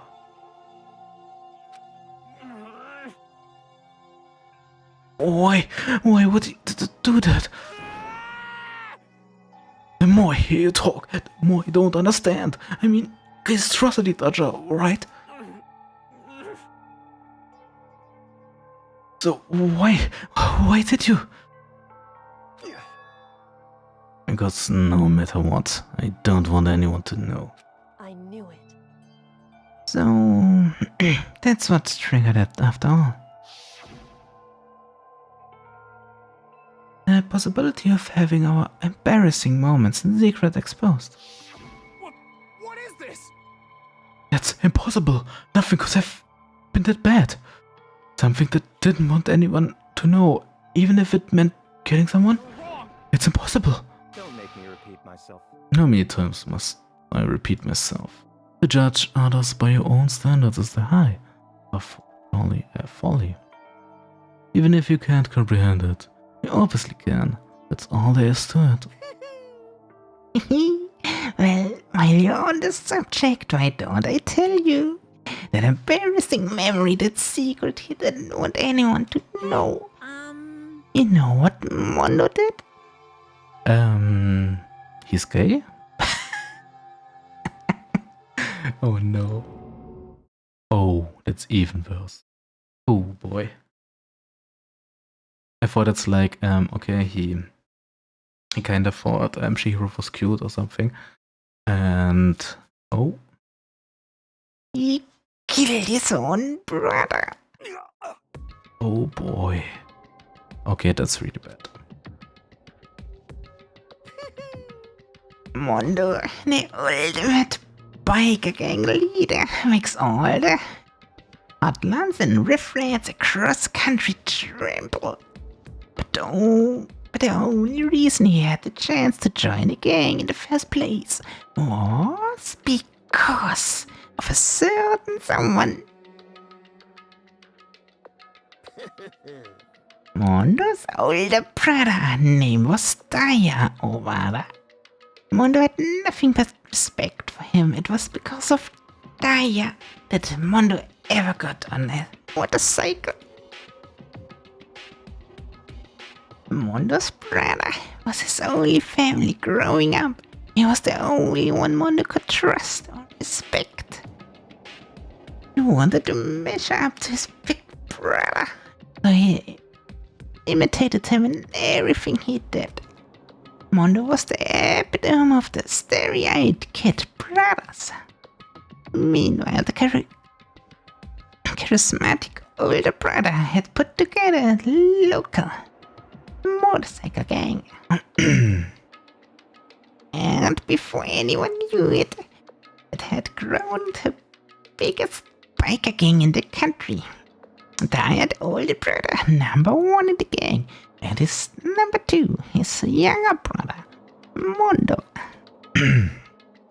In the beginning, everything was peaches and gravy. But when Mondo started to think about how he would have to take over the gang from his brother someday, his brother's greatness, his reputation, began to gnaw on Mondo's every soul. The kid's gonna take over for Daya, huh? Daya created this gang with his bare hands. Mondo's just along for the ride. And someone like that really be our leader? Or they'll do make the gang look bad.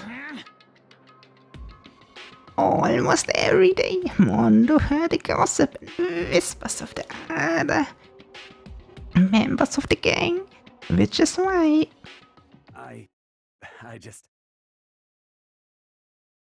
I gotta get stronger. Stronger than Daya. Once, just once. No matter what, I gotta win. Don't care what it takes, I gotta come out on top. And on the night of his amazing brother's retirement ceremony, Mondo challenged him to a street race. But during that race, strategy struck. Crazy diamonds. Ooh. The kid brother pushed ahead with reckless abandon, eager for victory, and dashed into oncoming traffic. But suddenly, I saved him.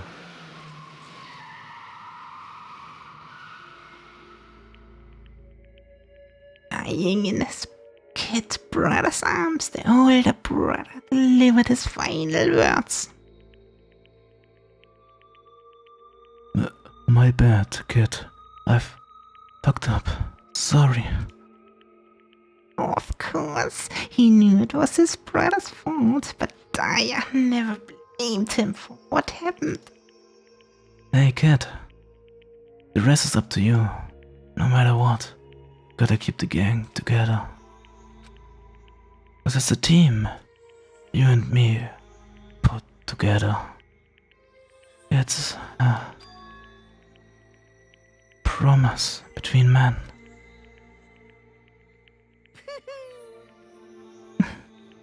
He decided to hide the truth of what happened from everyone else in the gang in order to keep the gang together and keep the promise to his brother. He could never admit to anyone that it was his own weakness that had caused the accident. I really thought it would be much tougher, much worse. That he really just cold blood killed him. but this is kinda okay. It was an accident, he could not do anything about it. And as a result, he was the leader now. The team was made even stronger, and the banner of the kid who'd bested his big brother. Daya was gonna lose to his kid brother, so he got stupid and got himself killed. That became the explanation for what happened. Mondo's lie became the truth. He wanted to lead the team so bad. He was willing to tell all kinds of lies about his brother.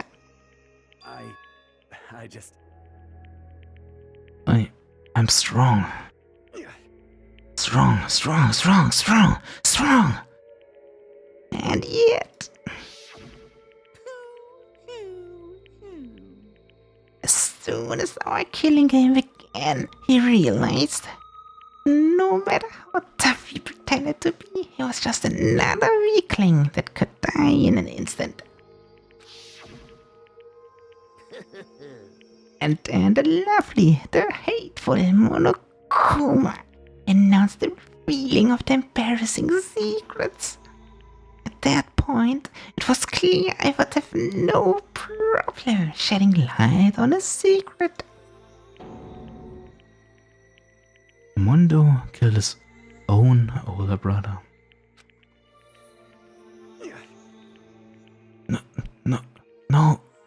No matter what, I couldn't let the other gang members find out. That happened. Everything would have been ruined. Everything me and my brother had worked to create would have been destroyed. His death, all the guilt I'd be carrying around, it all would have been for nothing. So that's why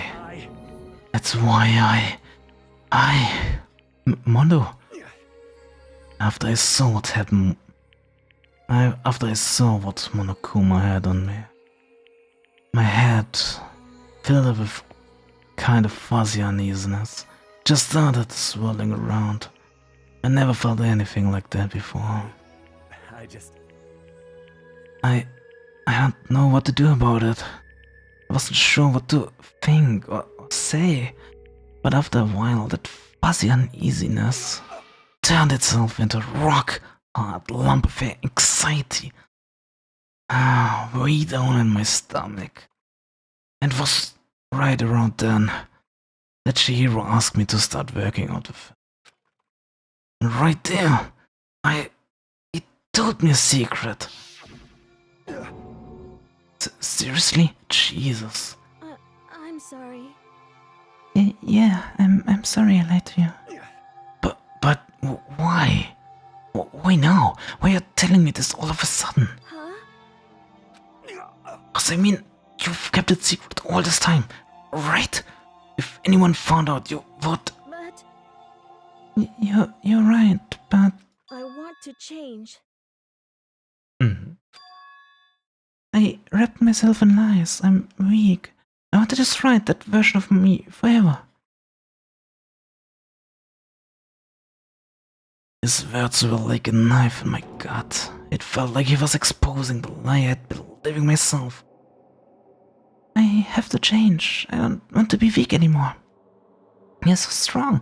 I can't hurt you, right? Whatever secrets Monokuma might tell us.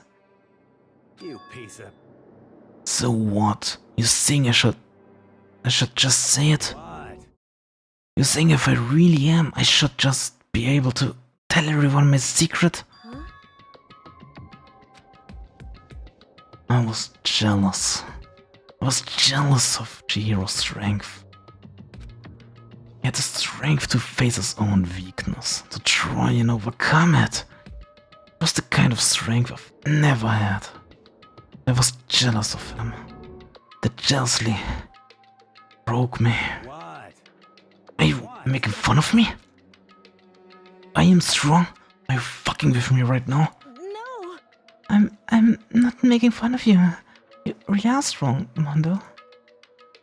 Felt like I could hear something starting to creak. Something inside my head. What did you want me to do? What was I supposed to do? What was I supposed to just sit back, let my secret get revealed and ruin everything? What's wrong? Why did you have to tell me that? Are you trying to rub my failure into my face? I just wanted to. No, I just really admire you. I admire your strength. Yeah, that's right. Yeah, that's right. I am strong. Strong, I am strong. Strong. Stronger than you. You son of a bitch! And stronger than Daya. I don't remember anything after that. When I woke up again, he was laying at my feet, covered in blood. I had a dumbbell in my hand, and I was just staring at him, down on the ground. I killed him. You did, Mondo. I killed Chihiro. Even after all this time, I'm still just as weak as I've always been. And thanks to that, I did something I can never take back.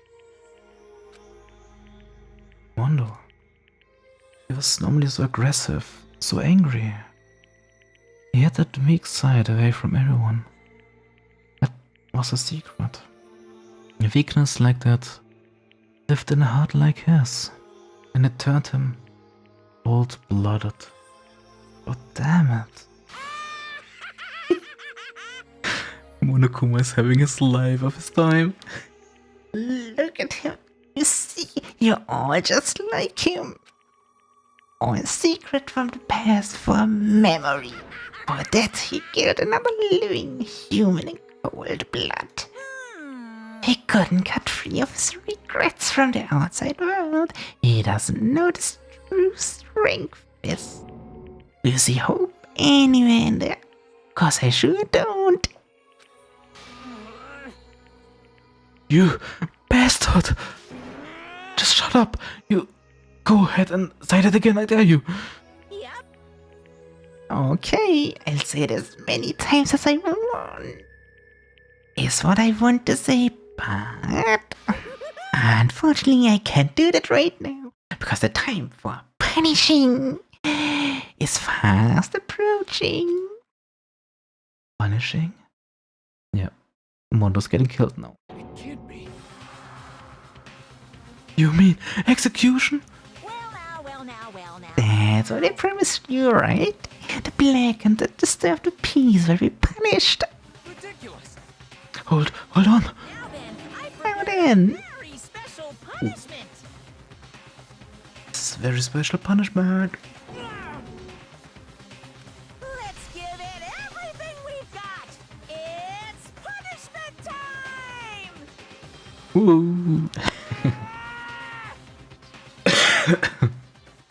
Sorry, man. I couldn't keep the promise we made. From one man to another.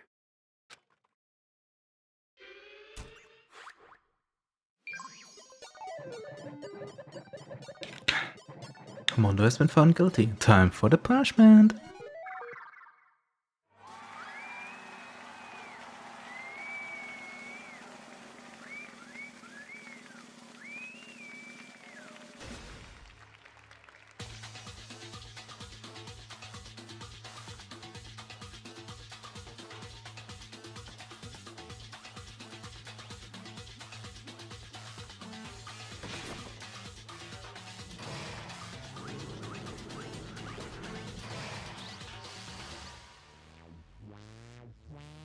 The Cage of Death.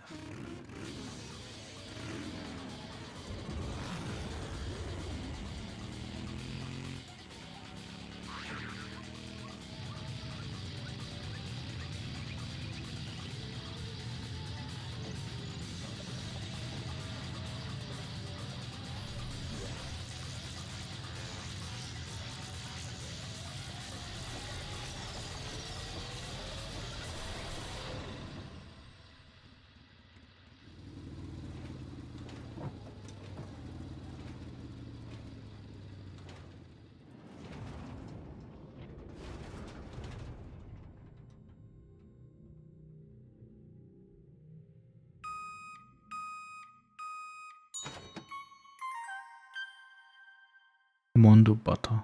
Oh. He eat him? Wait, does he eat him now?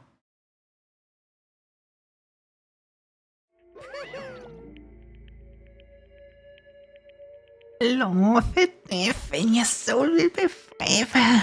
Be at peace. It can't be. My brother. Another murder and another execution. I want to feel again. Everyone's lives are taken so lightly here. I feel like I might be going mad. Maybe I just let it happen. Everyone just goes insane now.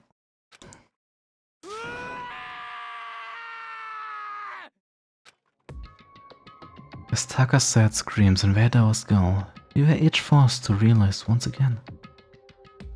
But he, of course, he had to. What a disappointment. This is the end of the game. Byakuya? What is this? You're completely insane. You know that? A game. One of our friends is dead. You do realize that? Naturally. Of course I do. Because this game is life or death. Hey. I don't have anything to say to you. I don't have a response. Except that However, I just don't understand why. Why did you go out of your way to disguise modus crime? What? Why? Isn't it obvious? Because it made things more interesting. Wow. Wow. So he's just playing with everyone's lives. Because he thinks it boring. Oh no. His voice was calm, emotionless, like the voice of death. It chilled me to the bone. Last night, when the murder took place, I was in the library as usual. Honestly. So you ignored the nighttime rule too? That rule never mattered to me. I don't recall agreeing to it. There is nothing to be done. Well, I don't particularly care. Please continue.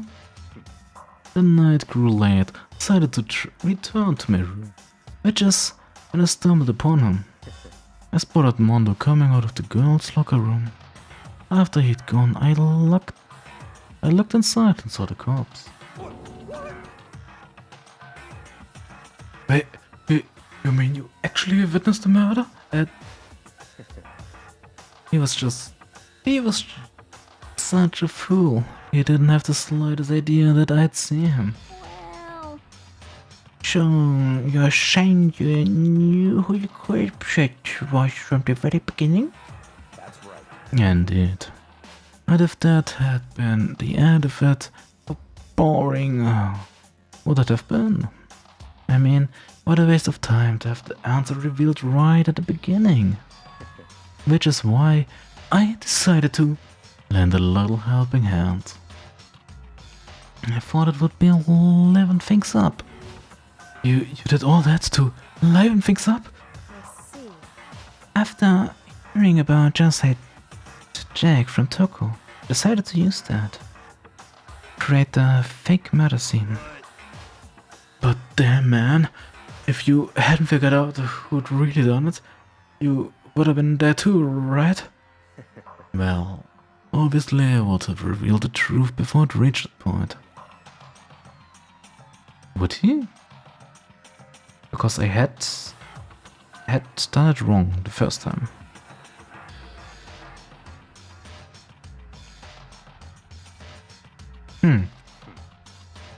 Of course. Byakuya turned and looked me in the eye. I could feel his sharp eyes piercing into me. Thanks to a certain remarkable someone I never did, I was able to perform an interesting experiment. Interesting. Once I do decide to become blackened, I know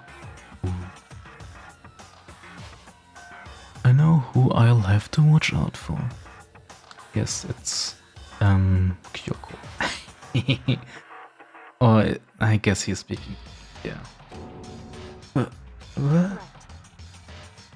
So, that was your reason. Yeah, satisfied. Indeed. Yes, we're done listening to your story. Moving on. Hey. There's something I'd like to ask Monokuma. This? Oh, I'm up next?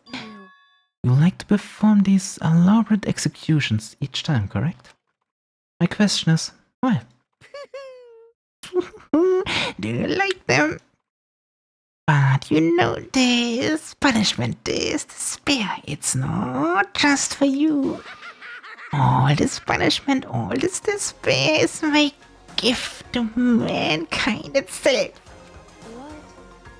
You're over-exaggerating. I'm not. These punishments are meant to transform all hope to despair. What do you mean? Mean? Mean?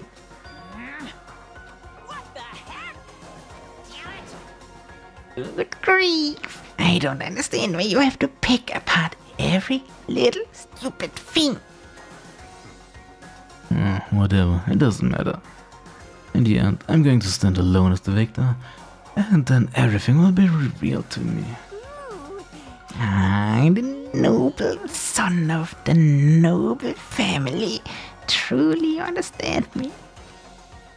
I think this is the part of a terrifying friendship. Shut up. I would never stoop to the level of a child's criminal like you. Let me just say this. After I have achieved complete victory, you're up next. I'm going to find you and kill you, understand? In the name of my family. In the name of Togami family, of which victory is a foregone conclusion. Oh, so cool. It's like you're the main character of a video game or something. No trash move for you. I swear, whatever it takes, I will kill you. Temper. Sounds like someone needs a nap.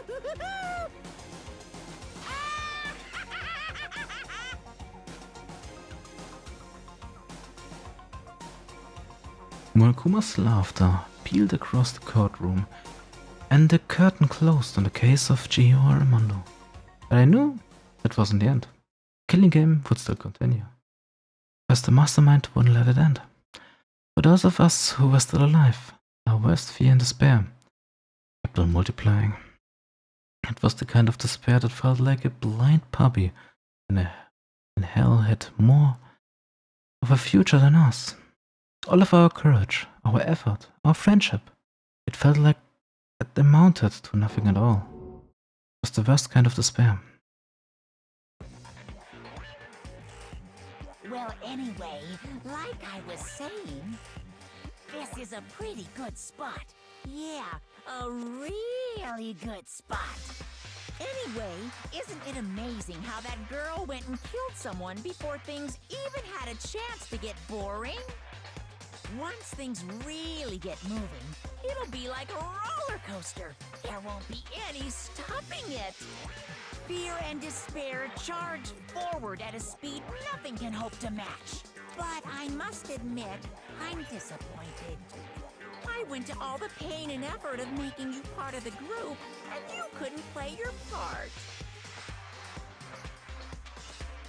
You do remember you were supposed to make the first move, right? Well, no biggie. Nothing we can do about it now, so just do your best to make things more exciting from now on, okay? After all, that's what everyone wants to see. There's one thing I'd like to ask you. As long as you don't want to know my measurements, fire away. Who is it? 16th high school student, I mean. Is a secret student? My, you really took me by surprise there. I know I said you could ask anything, but... Super denied, ultra denied, demonic denied! Because you see, that's my ace in the hole.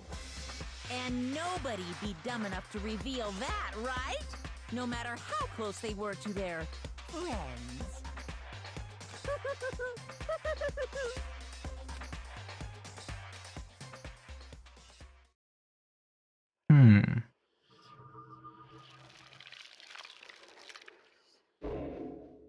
we finished chapter 2. Let's go. 10 survive. So about 3 more chapters? No. A bit more, I guess. You received the crazy diamond pedal. Yes.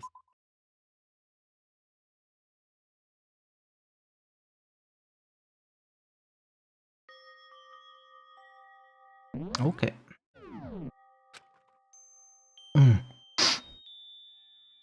Crazy diamond. Hello, welcome in, I invest.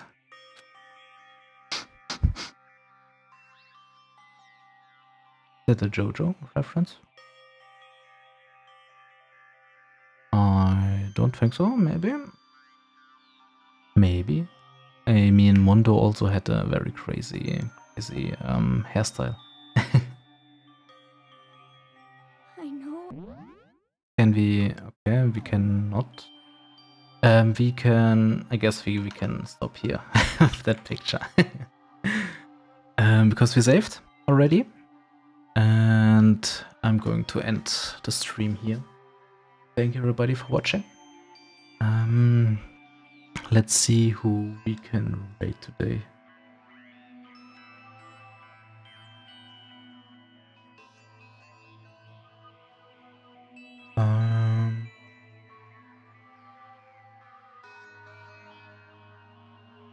Guess we could go here. Maybe? Happening. So do you guys want to see Fortnite or Valorant? Happy Halloween to you too. Bye. Have a nice day.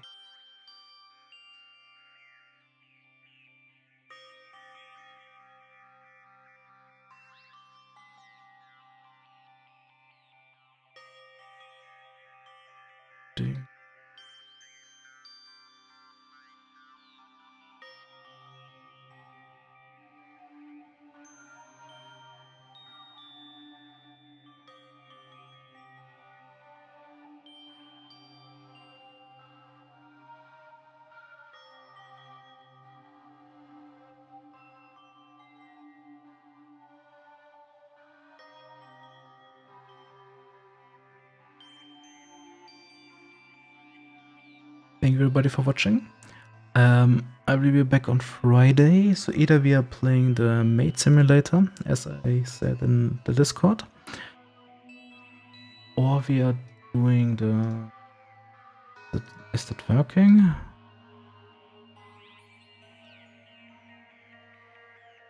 think so.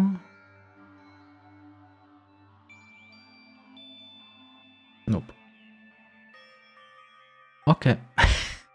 Now it's working. Thank you everybody for watching.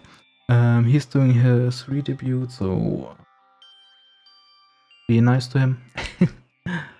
I will see you on Friday. And peace out.